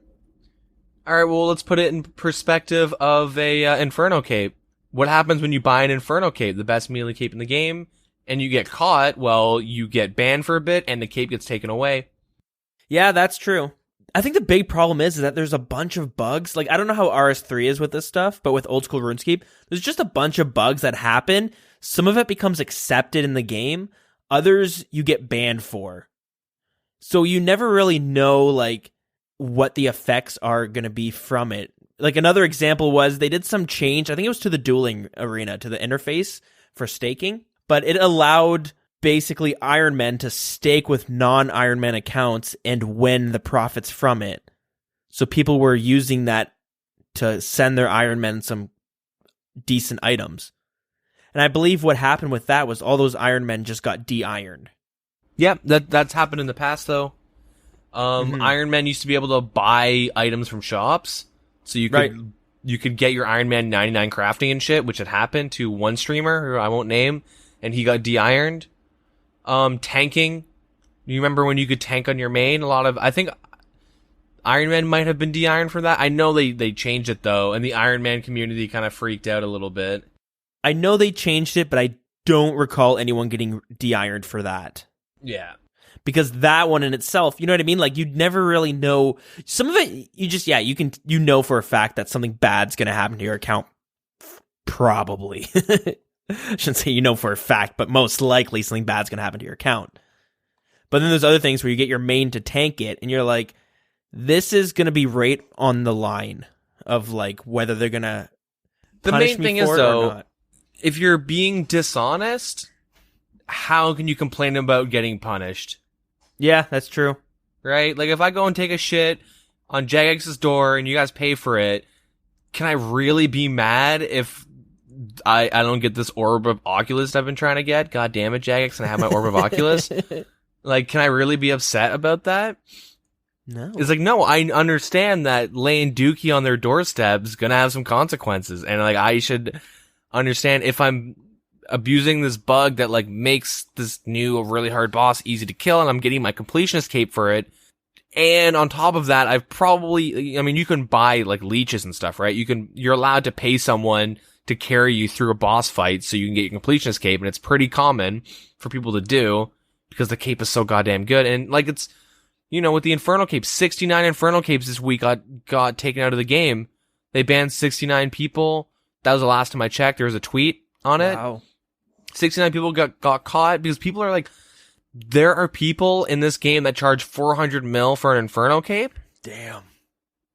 And that takes them, like an hour to an hour and a half to do? These people are making 400 mil an hour, or maybe, let's just say 300 mil an hour, because it won't be a clean hour every time. But let's just really round it down and say 300 mil an hour getting capes for people. And one guy could get 5 capes for people in a day. I mean, dude, that's a lot of fun. I mean, they're gonna real world trade that, obviously, but you can make a lot of money off this game. Like, that's ridiculous. When you're allowed to do fire capes, I can go try and find the post, the exact numbers. But there was a guy named Steroids. I'm only mentioning it because he's allowed to do it and he doesn't do it anymore. If he was able to be banned for this, I obviously wouldn't be like saying his name, but like Bodhi used to sell fire capes. Actually, oh my god, is he perm banned? What did you do? No. Some like actual drug steroids came up. Not the RuneScape player. Oh, fair enough. Okay, yeah. His name's Steroid something. I won't give his exact name, I guess. Let me get the exact number. So he could sell 0 to 1 or 1 to 31 prayer fire capes, which you don't have overheads, right? Yep. And he's got like a bunch of evidence, like he's done it quite a bit. Oh my god, there's a lot of fucking screenshots. But they would go for like over 200 mil each, dependent on your stats. He made a fuck ton of money. I don't know what he did with it. I'm assuming he just kept it and he was a good boy and didn't real world trade. There's a lot of third age pickaxes, maybe. Couple T-bows, he's a good kid. Yeah. Back in the day, you wouldn't really get in trouble for fire capes, but now you technically can. Mainly because they want to keep it consistent with the Inferno Cape. But 69 people this week got in trouble and banned and got revoked. Keep in mind, this is before Raids 2, so I'm really hoping, like, as Raids 1 come out, like, as that update comes out, they, like, I want them to do a mass ban on Inferno Cape buyers and sellers. Yeah, because, like, they want to keep the integrity of the Inferno Cape. And it's a big fuck you. Yeah. It's a big fuck you for, like, cheating the system and paying someone to, like, do something really challenging on your account. Like, I think you shouldn't be buying achievements. Like, I get it, you want to leech for a fighter torso. That's fine. You want to spend, like, 80 mil on, like, something that you could just buy a Bandos chestplate. Yeah. You could buy way cheaper, but I understand people want to, like, leech those items, and that's different, right? You want to leech level 5s. That's different because you're still there. It's just you're spending the exact amount of time, but instead of doing 20 plus attempts on Inferno that take hours upon hours, you can just pay someone once and they'll do it for you. Boom, willy nilly. Yep. And it's the best cape in the game. And yeah, you get punished for it in Old School, but it seems like the comp cape is like going unpunished, which is like the equivalent of an Inferno Cape made Arena 2 and like Max Cape and like the assembler put together. You know what I mean? Like it's the best cape in the game. It's fucking overpowered. Unfortunately, it seems like RuneScape 3 is kind of a different monster. I think one big problem on why people can go unpunished for RuneScape 3 is because the player count is just a lot lower than old school RuneScape. And those players are probably buying those microtransactions like crazy. Not just that, but like if you already have like a small percentage of players, you kind of don't want to ban the players that are consistently playing the game. You know what I mean? It's one thing if it's like this guy who just started playing for a month or so, but it's another about someone who's been consistently on the game for like years, right? Yeah. So, but like, whereas old school RuneScape has a consistently growing player base, and like they can afford to ban players who are level 126, but they bought an Inferno Cape because there's so many other players that are going to get to that level eventually. Whereas RuneScape 3, they could be afraid that the amount of max levels they have could be what they're always going to have. And if they just start picking off numbers, they might not ever get them back. If you run around in RS3, you'll see people that are brand new to the game, and then people that are maxed in like Completionist Capes. Like there's not really middle ground. Like you can tell someone's trying out the game and then they'll go to old school, as opposed to someone's been playing RS3 for a long time. Like that's pretty much it. There's no like, I've been playing it for like a year and I'm getting there. I'm like, you jump on old school. There's like, you go to the GE and everyone started a month after another person consistently from like release to, you know what I mean? Like you see all walks of like, this guy is like ranked 200 EHP and then this guy is selling salmons. You know what I mean? Like that type of, yeah, it's just a big variety of players. Yeah, variety, I guess. The spectrum of players. Possibly. But like, so do you think if Old School gets to a point where it's dying, they will stop like punishing Inferno Cape buyers? Possibly, if they get to like, that's the problem is like, let me look right now actually. So right now on RuneScape 3, and this is also including people just sitting with the game open, there is 30,000 people playing, whereas Old School RuneScape has 65,000 people currently playing. In game though. In game, yeah. And the thing is, this is like peak hours, right? As of recording, this is peak hours for people to be playing the game. So 30,000 people, yeah, that's a large number, but like, how many are actively in game too? Yeah, actively in game. That's one thing, and like, and then Old School, how many of those are bots? Yeah, that's fair.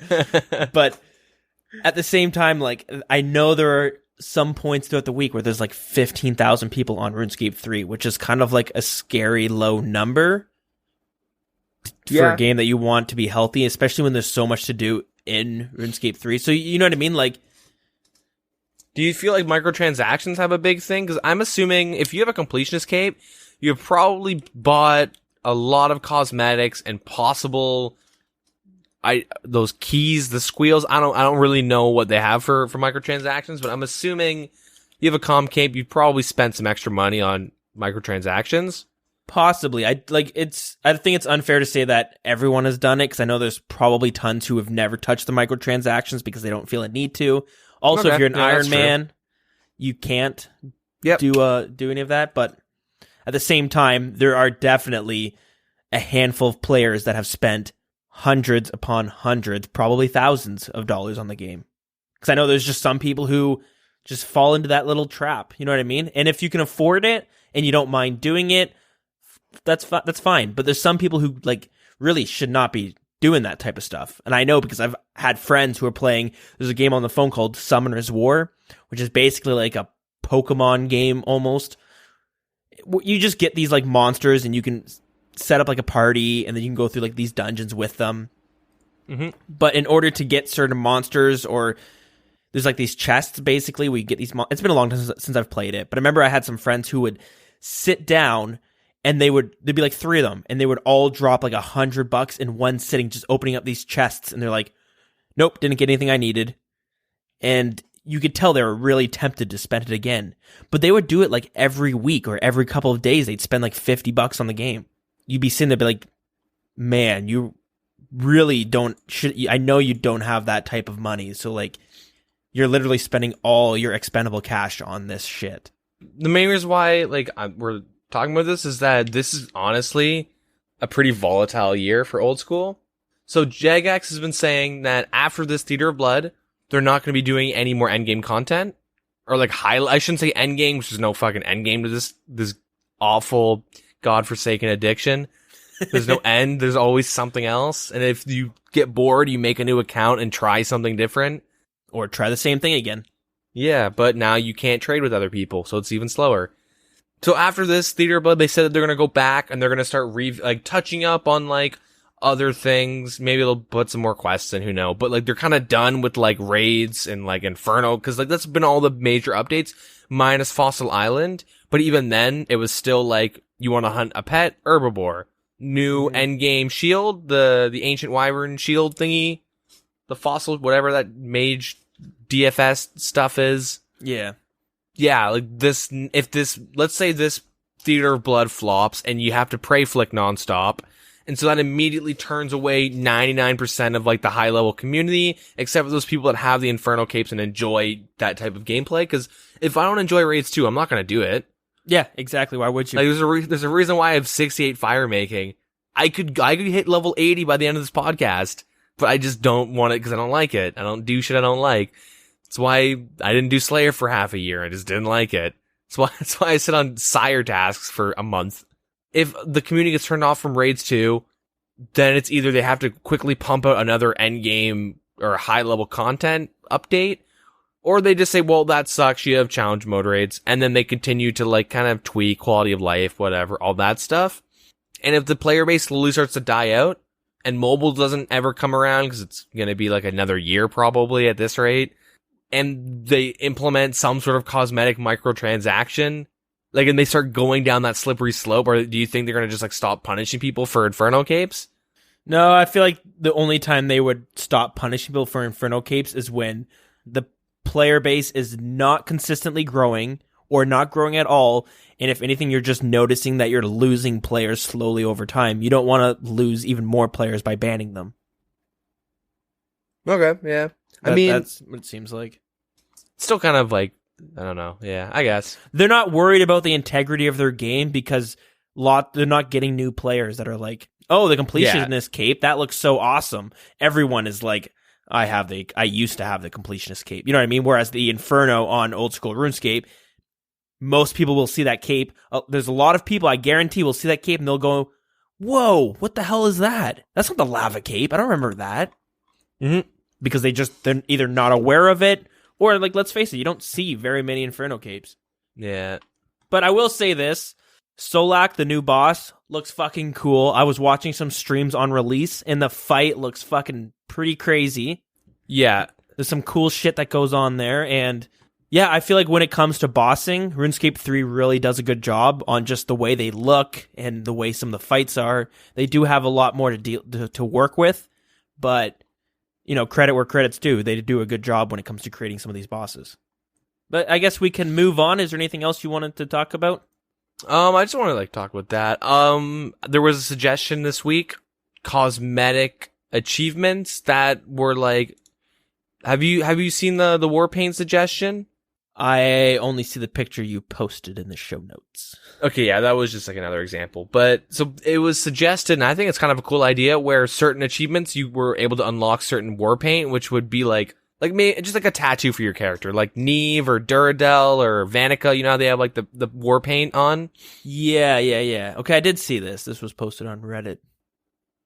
So, you know, maybe like X amount of kills in the wilderness, you can get this color and this style. Maybe like after 500 tasks of Slayer, you get this color and this style. Maybe if you kill all the bosses 500 times, I'm just throwing out random numbers, you get this style.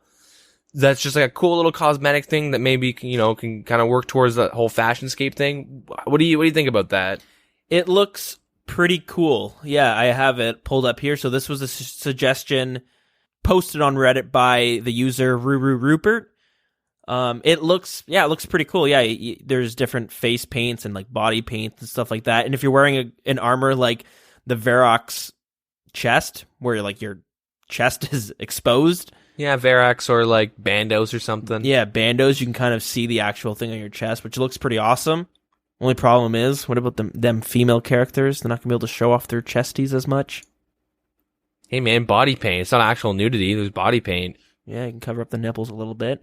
Yeah. But what happens if you're not wearing any armor? Can they make it so I can be walking around like a Speedo when I don't have any armor equipped? I think they would have to do something like that. Yeah. They can even just have it like related to your arms and your legs, have like body tattoos and stuff. Or just do your face or something, but yeah. I think it's a pretty cool idea. Do a little fousey tube, tattoo a hairline. There's a YouTuber who like he went bald, so he got someone to tattoo a hairline onto him. Okay. What the fuck? I don't. Never mind. Okay, interesting. Yeah, that's a pretty decent suggestion. Do you have anything you want to talk about? Oh, actually, I guess one thing I wanted to mention, and it's kind of fun. So, you ever have it where you're like hanging out at the Grand Exchange and someone comes up and says, "Can I have money?" Yes.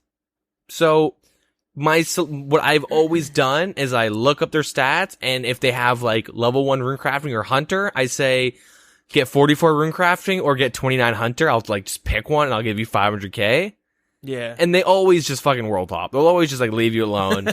Cause like that's awful. It's an awful grind, but that's totally worth it. Yeah. I mean, hey, unlock the ability to runecraft nats and you get like 1 mil. It's a win-win. So you're saying if I come up to you and ask you for money, you'll just pick a random skill for me to level? Not random, whatever the worst thing I could possibly choose for you, at looking at your current stats, I will be like, level that up to this and I'll give you some money. Get 99 agility. Yeah, no thanks. Yeah, that's probably what I would do. So anyways, I'm bank standing, hanging out with some buddies, and noobs keep coming up and asking us for money, blah, blah, blah, blah, blah. And I tell this one guy to get 29 hunter, and I'll give him 500k. And he's like, all right, add me. I'm like, oh, really, eh? He's like, yeah, I'll go do that right now. Okay. Any suggestions? I'm like, go do the Varrock Museum basement quiz, like the natural history quiz. Mm-hmm. And you'll have level 9, and then just look up a guide and do that. Like 5 days later, he sends me a message, and he's like, level 30 hunter. I'm like, oh, fuck, I actually have to pay this dude some money? God damn it. And he comes up, and he's like, I meet him at the GE, give him some money, and he's like, oh, dude, I didn't think you'd actually pay me. Like, thank you, that is awesome. Do you have anything else you want me to do? I'm like, go get 44 runecrafting. I'll give you 1 mil. And so now he's going to be doing that for like the next week and a bit, probably. Next thing you're going to say is like, give me 1k nats and I'll give you 100k. Well, like, after that, I'll be like, dude, you can just runecraft nats and you're set. Like, I'm not going to keep giving him I might tell him to get full graceful and I'll give him like some more money, but he's the first person, dude, I do this like every day someone will ask me for money, and every day I'll like give him a task, and this is the first person out of like a couple hundred that is actually like, I'm fucking down, that sounds fun. And he goes and he does 1 to 29 hunter. That is so bad. And he was like, thanks, man. Now what? Go do runecrafting. Okay, like he might actually just quit after I'm done with them. Yeah. Let's be real. But I don't know, I think it's really funny that like this person actually just didn't know how to make money or know what to do. I think he might be Venezuelan, so he'll get banned soon enough for real world trading. Oh yeah. But like, I don't know. I just think it's pretty interesting. And if people like ask you for money, just do that. Give them little tasks. Make sure, yeah, if it's a pure, I always tell them to get 5 defense. Mm-hmm. Always tell them to get 6 defense or like something random that will like fuck their account up. Nice. Just like whatever you can. And like, you get some fun little interactions like that. I don't know. Just a little suggestion. Yeah, have some fun at the GE. A few things I had noticed, and a handful of these come from the Q&A this week, so I'll just run through them real quickly. They mentioned that once the Theater of Blood raid comes out, they are going to start kind of working on some quality of life updates for the Chambers of Xeric. Mm-hmm. I think that also means bringing some of the less favorable rooms, maybe nerfing them a little bit, or buffing some of the easier rooms to make it so that they're all on par. Because right now, there's, at least for me, when I'm scouting them, I know there's a few rooms to avoid because I'm just not going to be able to beat them, which is kind of weird because usually when I do a raid, it's so easy up until the Olm fight, but it's because I'm skipping some of the harder rooms. Yeah. How do you feel about, say, paying 15 mil and you get a setup like you can unlock maybe 15 mils? I think it's a good number. Rent doesn't matter. You pay X amount of money, a lot of money, let's just say 15 mil, and you can buy like layouts, or you can save, like, let's say you could save up to 3 layouts. So you're like, okay, well, I like this layout for solos, I like this for teams, and I like this for whatever. And you could like buy certain, so you don't have to scout, but you do have to dump a lot of money in How do you feel like that is some sort of gold sink? And if you want to use someone else's, you have to also pay money or give up one of your slots. So you can't like have one guy pay 15 mil. You'd have to give up X amount of money to unlock a certain, cause like, let's be real. There's gonna be like 3 layouts most people would use if this was a thing. Yeah, that's what I'm saying. But that's still a lot of money getting, like GP getting taken out of the game. Items will be getting put back into the game. Those are also like the deck scrolls and the arcanes will be used.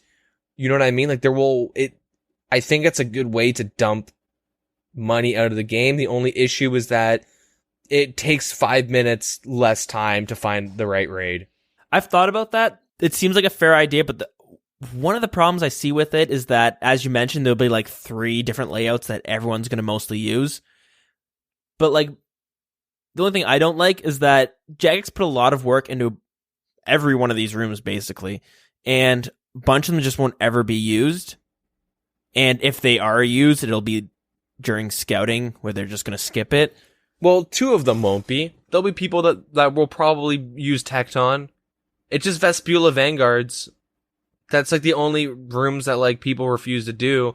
And even then, I'll still do a Vespula if it's like a trio and below. Well, trio or duo, I won't solo it. Yeah. Part of me hopes I would rather them just kind of nerf it so that they could so that doing the other rooms wouldn't be so painful, that they're all kind of on par with each other. So what if they had, instead of maybe changing how the rooms are, how would you feel if they gave bonus points? And you had to spend some money? No. It's just like, okay, well, Vespula Vanguards are never touched. Double their points. Fuck it. If you decide to do them, you're getting a shit ton of points. Like Vanguards and Vespula now give you easily, by a good margin, the most points in a raid. That's another way of doing it, to be honest. That's not the worst idea. The only problem is some of them, I haven't done them yet, but so I'm still pretty bad at raids, so I struggle with certain rooms, so I just skip them.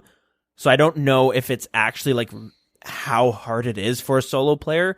But as you mentioned with Vespula, you'll do it in a trio, but you won't do it on a solo. Like, you know what I mean? You want to be able to kind of have it so that it scales at the same level, so that a solo you can struggle just as much as kind of with a trio. Does that make sense? Well, if they'd have to change how Vespula works as a boss. Yeah. Because I don't do it in solos, because there's a way you can manipulate the boss where he's always in this like defensive mode type thing where he's not actually attacking the grubs. Mm-hmm. And you can skip the actual challenge of the boss, and I can't do it. Because the timing is super awkward. It's like either 8 ticks or 8 hits. I don't know. It's so weird. I haven't really practiced it though, if I'm being honest. Yeah. So I just get like my friend to do it for me. Well, we just like kill Vespula and then, we take down the bug and then we attack the portal and then he'll manipulate the boss to like not really do anything. And the boss itself is pretty easy when you can do that. It's just, I don't do it in a solo because I haven't learned the technique and I don't really feel like it's worth my time to learn it. Yeah, okay. Vanguards though is, super shit. It's a tough one. The thing is that it's super easy in a trio because everyone sticks to a certain, guy. One guy sticks to the melee, one sticks to the ranger, one sticks to the mage. When you solo it, you kind of have to like memorize what all their health values are, maybe follow one around, but sometimes like the melee guy will just start running into the other guys and now you're getting hit by all 3 of them because...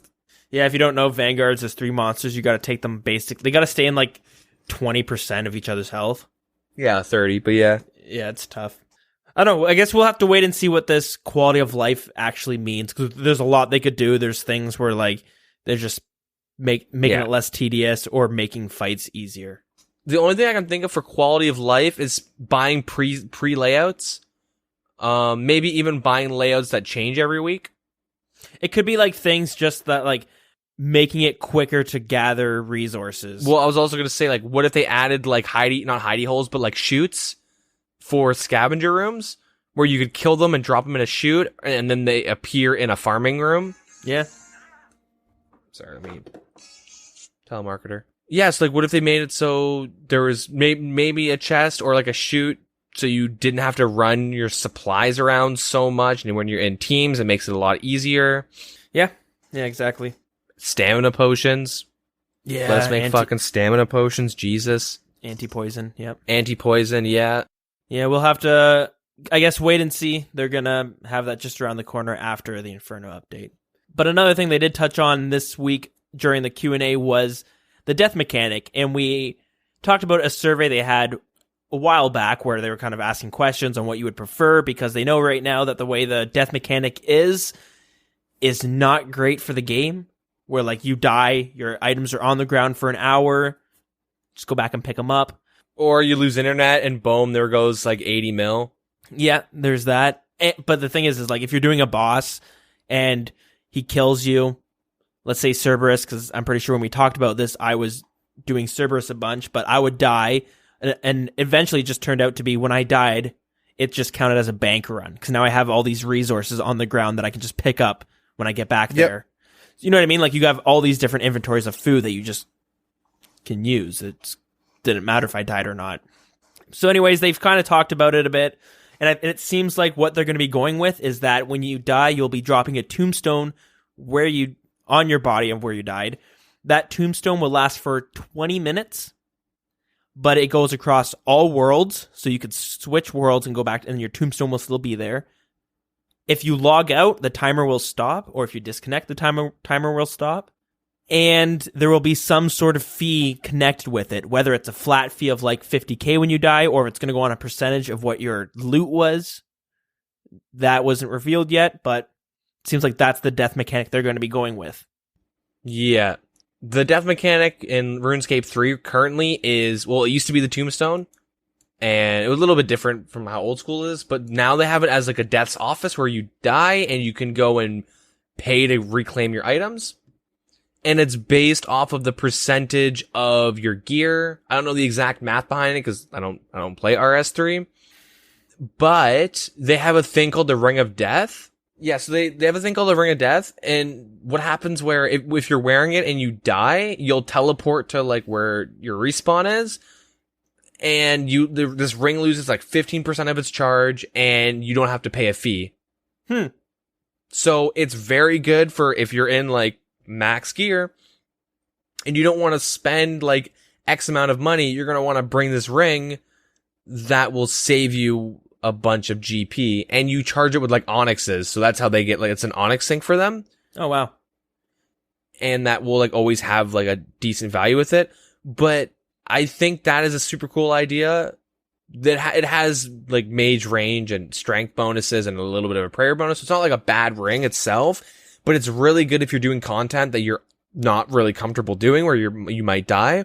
Mm-hmm. So you can equip this, and you have a couple of deaths that prevent you from paying money, and it makes it very worth it if you're a high level or a high gear. Like imagine dying with a T-bow and you have to pay 10% of that. Yeah, there's 130 mil. Yeah, like ouch. And top of your gear, ouch. Mm-hmm. You're broke. You can't buy it. So this would be that answer. And so do you think if there's like a fee that's similar to the tombstone, do you think they should bring in some sort of Ring of Death where it isn't the best in slot for, you know, mage ring? It's not like a Zerker or an Archer or a Seer's ring, but maybe it's a middle ground, and it prevents, you know, death fees. That's not a bad idea. They could even tie it in with like a Revenant Caves unique. You know what I mean? They've talked about that and how they're going to be bringing a dev blog for that later on. But yeah, that's pretty good idea. They've also talked about in the past that they want to add a secondary usage slot for like a ring, so you could have like a Ring of Dueling and a Berserker, right? Yeah, that was just like an idea someone pitched out. A JMod said that they really liked that idea. At first, I was like, no, that's a terrible idea. But then the more I thought about it, I was like, actually, it's kind of a good idea, because you just have a utility ring slot. Yeah. So yeah, you have one ring slot where it's like Berserker ring, Archer's ring, something that actually gives you stats, whereas the utility slot would be like a Ring of Dueling, maybe a Ring of Wealth. Just a ring that doesn't actually help you kill shit. Yeah. Yeah, exactly. So no rings of recoil or anything like that.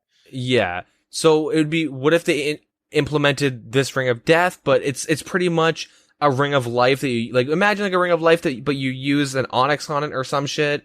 It becomes a Ring of Death. And all it does is if you die, the ring breaks and you don't have to pay your fee. You keep all your items on you. You keep everything on you. no fee, ring's gone. So you're actively, using, well, the Onyx would go up, but like a mil or two to ensure that you're not paying like 100 mil if you die. Yeah, it's not a bad idea. And I will say, though, going back to that RuneScape 3, their death mechanic where you go to Death Slayer, honestly, I kind of really like that idea of going to like another realm of where, like an afterlife almost. I kind of like that. The Tombstone, for some reason, I was kind of hoping they would kind of go in that direction where you would die and you just go to this like, Death Slayer for a minute and talk to him. But Tombstone works too. Yeah, it's not a bad idea to bring a Ring of Death of some sort. And last thing I wanted to mention is that there was an Easter egg for the quest Client of Kourend that got solved. So the Client of Kourend, it's not a new quest. It's a quest that's is basically the first quest you do on Zaya. It's kind of an easy one. You don't even have to do it to get to Zaya, but anyways. It's a good intro quest to the area. Yeah, exactly. So about 2 months ago, a user on the subreddit named Spine Wielder, he posted about the Easter eggs that have been released for the Client of Kourend. Mod Wolf was a JMod that had placed these in there, and he talked that there was 2 of them to be found. First one was pretty easy. You wear a ring of Cheros, and then you speak to Vios's, which is a guy in the quest. You speak to his client, which reveals his identity. So that was pretty easy. The second one remained unsolved for over a year. Mod Wolf eventually tweeted, for those asking about the Easter eggs, the first one reveals the client's name, which was found. The second one gives more information about Vios and starts a hidden mini storyline. So anyways, it wasn't able to be found until this week. Someone actually figured out the second Easter egg, which it took over a year for someone to figure this one out. So again, posted by Spine Wielder on the subreddit. What you would have to do is you would use a set of wolf bones on Vios. The bones will remind him of Copper, which is his pet wolf, who wore a crimson collar. When Vios was traveling in the Fremenic province, he and his wolf, who was 19 years old, were ambushed by a group of feral foxes and suffered fatal wounds. Vios ran away, and he sought to search for his remains, to no avail. And then to progress this, you would offer to help Vios, which would then have you would then go travel to the Fremenic province. Just north of the Sinclair mansion, you can find foxes across the river. When you kill one of them, they will drop an item called Copper's Crimson Collar. You bring that back to Vios, and he doesn't really do anything except for he thanks you for the help. So there's no reward for this Easter egg. It kind of just gives the Vios character some closure on his pet dog or fox or whatever. Wolf. Mm-hmm. But yeah, as of right now, not really sure if there's anything more to that Easter egg, but I thought it was just kind of cool that something can go on for so long. It's literally just an Easter egg. You get no rewards from it. There's nothing to let you know you've completed this part of the mini storyline. It's just like kind of like hidden lore, sort of. Yeah, just a nice little Easter egg, I guess. Cute little thing they added. I think Mod Wolf actually like made that. Well, yeah, and it makes sense if you have to get like wolf bones and stuff like that. Yeah, he's preserving himself in the game. Yeah. But I thought it was pretty cool. It kind of reminded me of like the older Halo games, how Bungie used to do things like that, especially with like the skulls and stuff like that. Yeah. But I thought it was kind of interesting. You see these little hidden Easter eggs pop up from time to time, but yeah, I guess that's about it. Nothing else to talk about in the community. Shall we move on to the lore? I think it's time.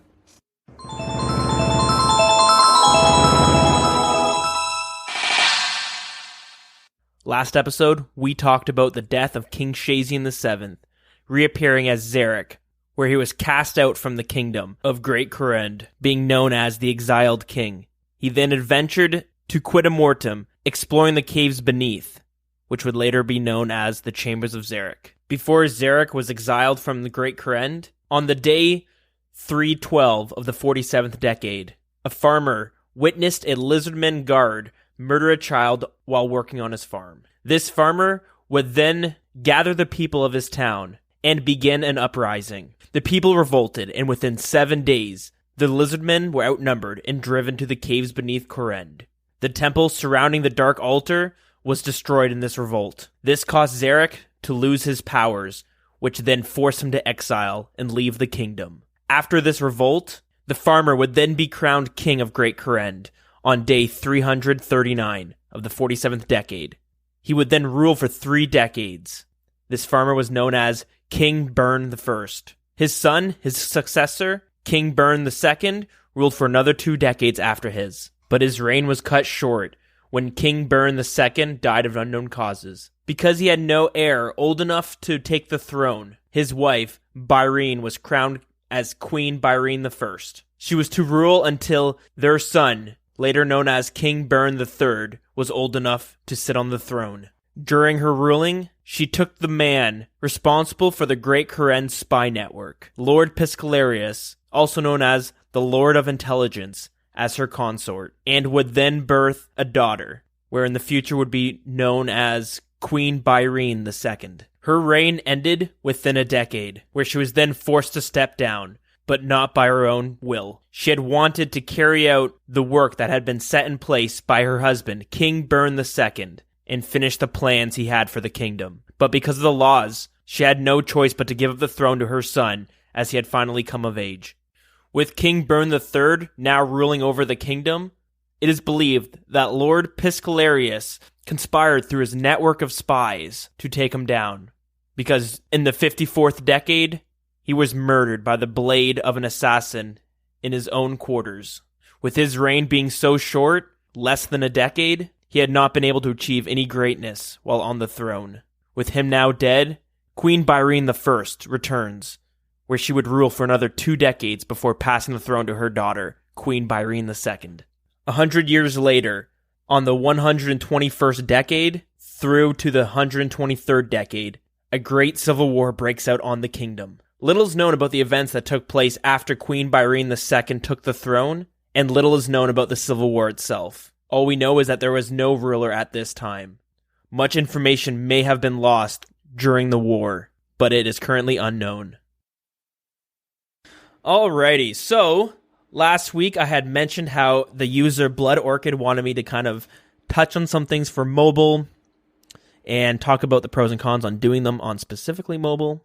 So I asked you guys on things you would like to see, and some suggestions were to try out more Vorkath, try out some PKing, the experience per hour for some of the common skill training methods, some pest control, doing fletching, rune crafting, some quests, the experience rates for lava rune crafting, a fire cape, maybe Inferno. Yeah, and that's it. So, thanks everyone for the suggestions. I will start tackling them. Things like quests, I might try if it's straightforward quests, but I cannot imagine doing some of them on mobile. Especially if you DC every time you minimize it. Looking at a guy would be fucking dreadful. Just take your girlfriend's phone, load up some Slayer music. Yeah, just, sorry, babe, I gotta take this for the day. I gotta go to work, but I need 2 phones to do what I gotta do. A phone on each knee? You're set. So I'm, definitely gonna try some of those things out. But anyways, we got a request from the user Iron John Cena. And there was a suggestion that he wanted us to kind of look at and give our opinions on. So this was basically the desert wilderness. Have you seen, did you see this suggestion? I have not. So we know right now there's a giant black box kind of at the south end of the desert next to Sophanum. It's kind of one of the parts missing from the desert area. Anyways, so this desert wilderness suggestion would kind of be like, obviously like the wilderness, but in the desert instead, which would add some PVM and some skilling elements as well. There would be a northern area with single-way combat, and the southern area, which would be multi-way combat. To enter, there'd be a toll booth, which would require you to pay some gold to act as a gold sink when entering. Some PVM suggestions, a roaming sandworm boss.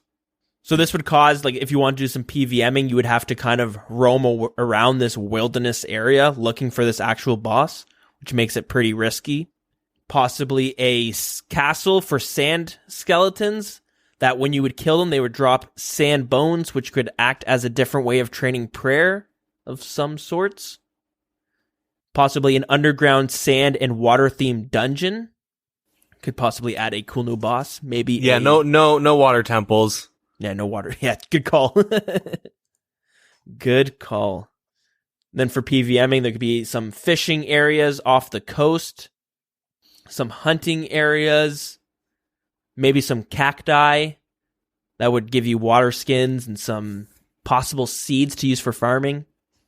There would also be teleport obelisks in the deepest corners of this to allow for faster travel around the desert area. And there'd be no teleporting out of the southern area and no teleporting out of the north area past the halfway mark. This is like a player PvP area, right? Yeah, like the wilderness, but in the desert. I'm going to be honest. I don't think that's a good idea. Mainly because they've added a bunch of updates to the actual wilderness, and finding people there has gone to the point now where you just go to the Revenant Caves because they made the Rev Caves, they kind of pulled all the players to one area. Yeah. But if you want to kill PVMers at certain bosses, it's go hop 30 worlds and then try and kill one. Which sucks. And if you split the communities into two different, there's everyone at Rev Caves and then everyone in the Sands of Wilderness stuff. There's the sandy shores. Yeah.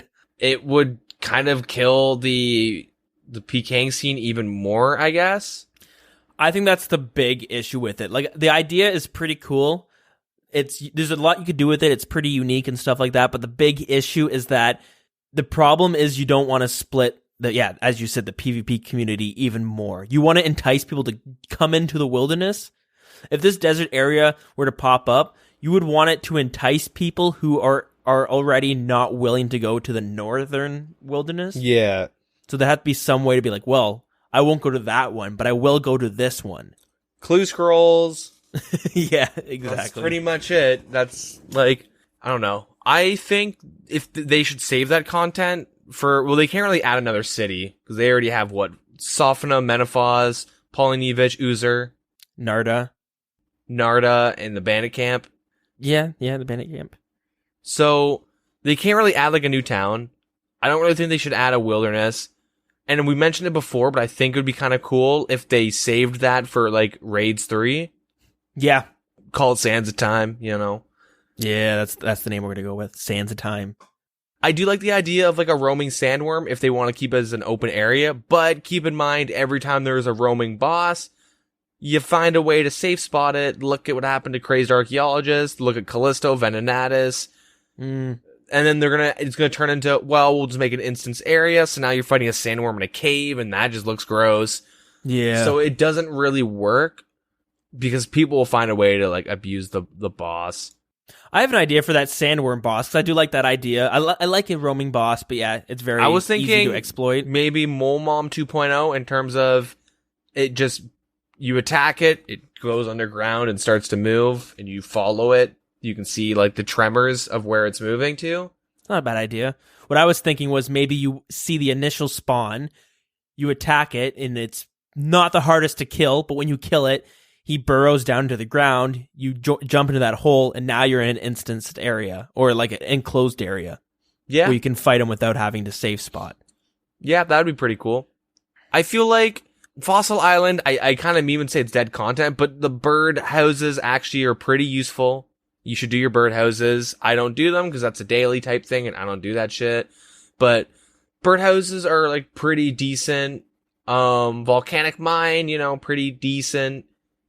The Wyverns, I guess they're better than before, but Herbivore is also a huge pull for people to go back. Yep. Sulisep Mushroom, the woodcutting thing, haven't really done it, but I might try it if I ever want to go for that 99 woodcutting because it's supposed to be... I've done a bit of it. It's pretty... I don't like it. Okay. It's not my favorite. I haven't spent the most time in Fossil Island, though, I'm going to be honest, so my opinion might not be valid. But if they were to do some sort of Fossil Island 2.0, but it's some sandy, PVM skilling hotspot, I don't really think it would just work. Because, so every, you gotta have, a pull to keep people there instead of just, if someone's going somewhere for one thing, eventually it'll be dead content. Yeah. Zia, you go to Zia because there's sand crabs, there's raids, you want to get your favors, there's the Arceus library, which is good rune crafting experience. You want to go to Shazian for the Lizardman Charms, you want those Warhammers, or you want those the Talisman or the Teeth, depending on if you're an Iron Man. There's niche experience rates that you can get through those books that you get or whatever. You trade them in for experience. I know like Ultimate Iron Man and shit do that. Or not Ultimate Iron Man, 10 HP accounts do that. They have a bunch of like little random things that people do, but there's enough of it that it keeps people around, right? There's a woodcutting guild. That's not really niche, but there's teeth farming. I can keep going on. There's like in every house it has something to like keep a player there for a little bit, and if they're done with that certain content, it's like, oh, I have 99 woodcutting. Well, I'll go fish anglers, you know? Yeah. I got my beaver from cutting redwoods. I'll go fish anglers and go get my heron pet. Cool. They need, like, that's why I think Kourend was done really well, like, because there's a lot of content there that is varied, and it's there to keep, like, you're gonna go there and do them for a long time, and when you're done, you can go do something else for a long time. Fossil Island, to my knowledge, doesn't really have that. It has a daily and the herbivore pet. Maybe if you want to do mining, I guess, or like you're hunting for that shield from the fossil wyverns. Yeah. But let's just say Fossil Island was so bad you can buy something to prevent you getting a Slayer task there. Yeah, fair enough. All right, that's a good example of like how shitty that place is. It's not that bad though, because you can get it. I'm over exaggerating a lot, but you can buy a thing to get a free block on the wyverns, and you know I got that shit. But yeah, it's a good way to get some rune crafting experience from the lamps from making those the fossil cabinets. Yeah, I guess if they were to. And the thing is with Fossil Island, though, is that it is like a new area. Like, they created a new area for it. They're not, like, dedicating, like, this could be really interesting content in the desert. You know, if they turn, like, if Fossil Island was where the desert was, where not many people go there, and it's, you go there for a little bit, maybe once or twice a day, blah, blah, blah, blah, blah. It sucks that they're using, like, a really, like, prime real estate. I should say, I don't know. So like a good area for like bad content, I guess. And like maybe they could make it amazing, right? Maybe they could make like it fun to dig for sand and fill up your sand buckets. Yeah. But I think the big problem is this could be really cool and stuff, but the problem is that it's really hard to bring new people into the wilderness, and that's really what needs to happen. Okay, you know what the biggest pull? If they made the biggest pull they could do is make no multi-combat in there. It's not bad. Mainly, that's what stops me from PKing and shit. Like, I'll go PKing until a clan jumps me, and I go, alright, I'll come back later. It's fine. I don't mind dying, but I do get annoyed where I get into a good 1v1 fight, and then next, 6 people come up and they're spamming hashtags telling me I'm bad. And you're like, okay, well, first of all, I'm in salads, you're in mystics, and I was winning. Okay. Check one. Yeah, sure. You guys are now spec trading on me, and I somehow escaped a KBD. Mm-hmm. You know what I mean? That's happened once. I'm usually dead, like, instantly if that happens. But what kills the wilderness isn't getting PK, it's by getting jumped by, like, clans. That's what's killing the wilderness. Yeah, and you're not gonna win that fight unless you're with another clan. I mean, I killed someone in a 1v3, made 2 people tally. That felt really good, but they were really bad too. Yeah, that's pretty rare. But that never happens. Yeah, it's happened once out of like the 30 times I've been jumped by a clan. They'd have to like, if they want to like add some sort of cool thing to the wilderness, they have to make getting attacked fun. Yeah. And it's really hard to do that. The best way you can do it is by giving someone a better advantage to escape or to like run away. Yeah. Making it so like add like, I don't know. Like the wilderness, I guess, is supposed to be like you're caught and you're not prepared. Okay, well you're dead. But what if you're caught and prepared, but they found a way to just sneak around it by bringing in 30 people. That barrage, now you're TB, now this guy's de-spearing you to this part, now, they push you into multi, or maybe, hey, this guy spec-tellied, this guy spec-tellied, this guy spec-tellied. Yeah, exactly. So it'd be really hard to find a way to make the sandy wilderness a fun experience for like the prey and predator. Yeah, And to make it useful content. But then also to make sure the wilderness isn't completely just for pet hunters and Rev Cave, like low levels trying to make money. Yeah, PvP updates are so hard because you need to balance every part of it. Because you don't want it. It's easy to kill one part of it. Yeah. Interesting concept. I would like the idea. I like the desert area. I like the idea of bringing water skins. You know what I mean? Having to sacrifice inventory slots for it. But yeah, maybe the only thing I can think of is a dedicated bounty hunter area. Yeah. That's the only thing I can think of that would, like, you make bounty hunter only applicable in that spot. So all those nasty edge boys, they stay away from my town, my bank. Shit. But you know what I mean? Like, I don't know. Yeah. I gotcha. But yeah, thanks for sending your suggestions. Thanks you for sending in that suggestion for us to talk about. It is interesting to see, and I like, people usually do really good work with suggestions like that. Like, they take the time out to come up with something that they're not going to get paid money for it. You know what I mean? If Jagex likes it, they're just going to put it into the game and profit off of it. So yeah, they might put their character in Big Red Japan, but yeah, exactly. Anyways, if you guys have anything else in the future that you want to send to us, ask us questions, tell us anything, do let us know at some of the following. If you want to do it in-game or hang out with us in the clan chat, it is WildCC.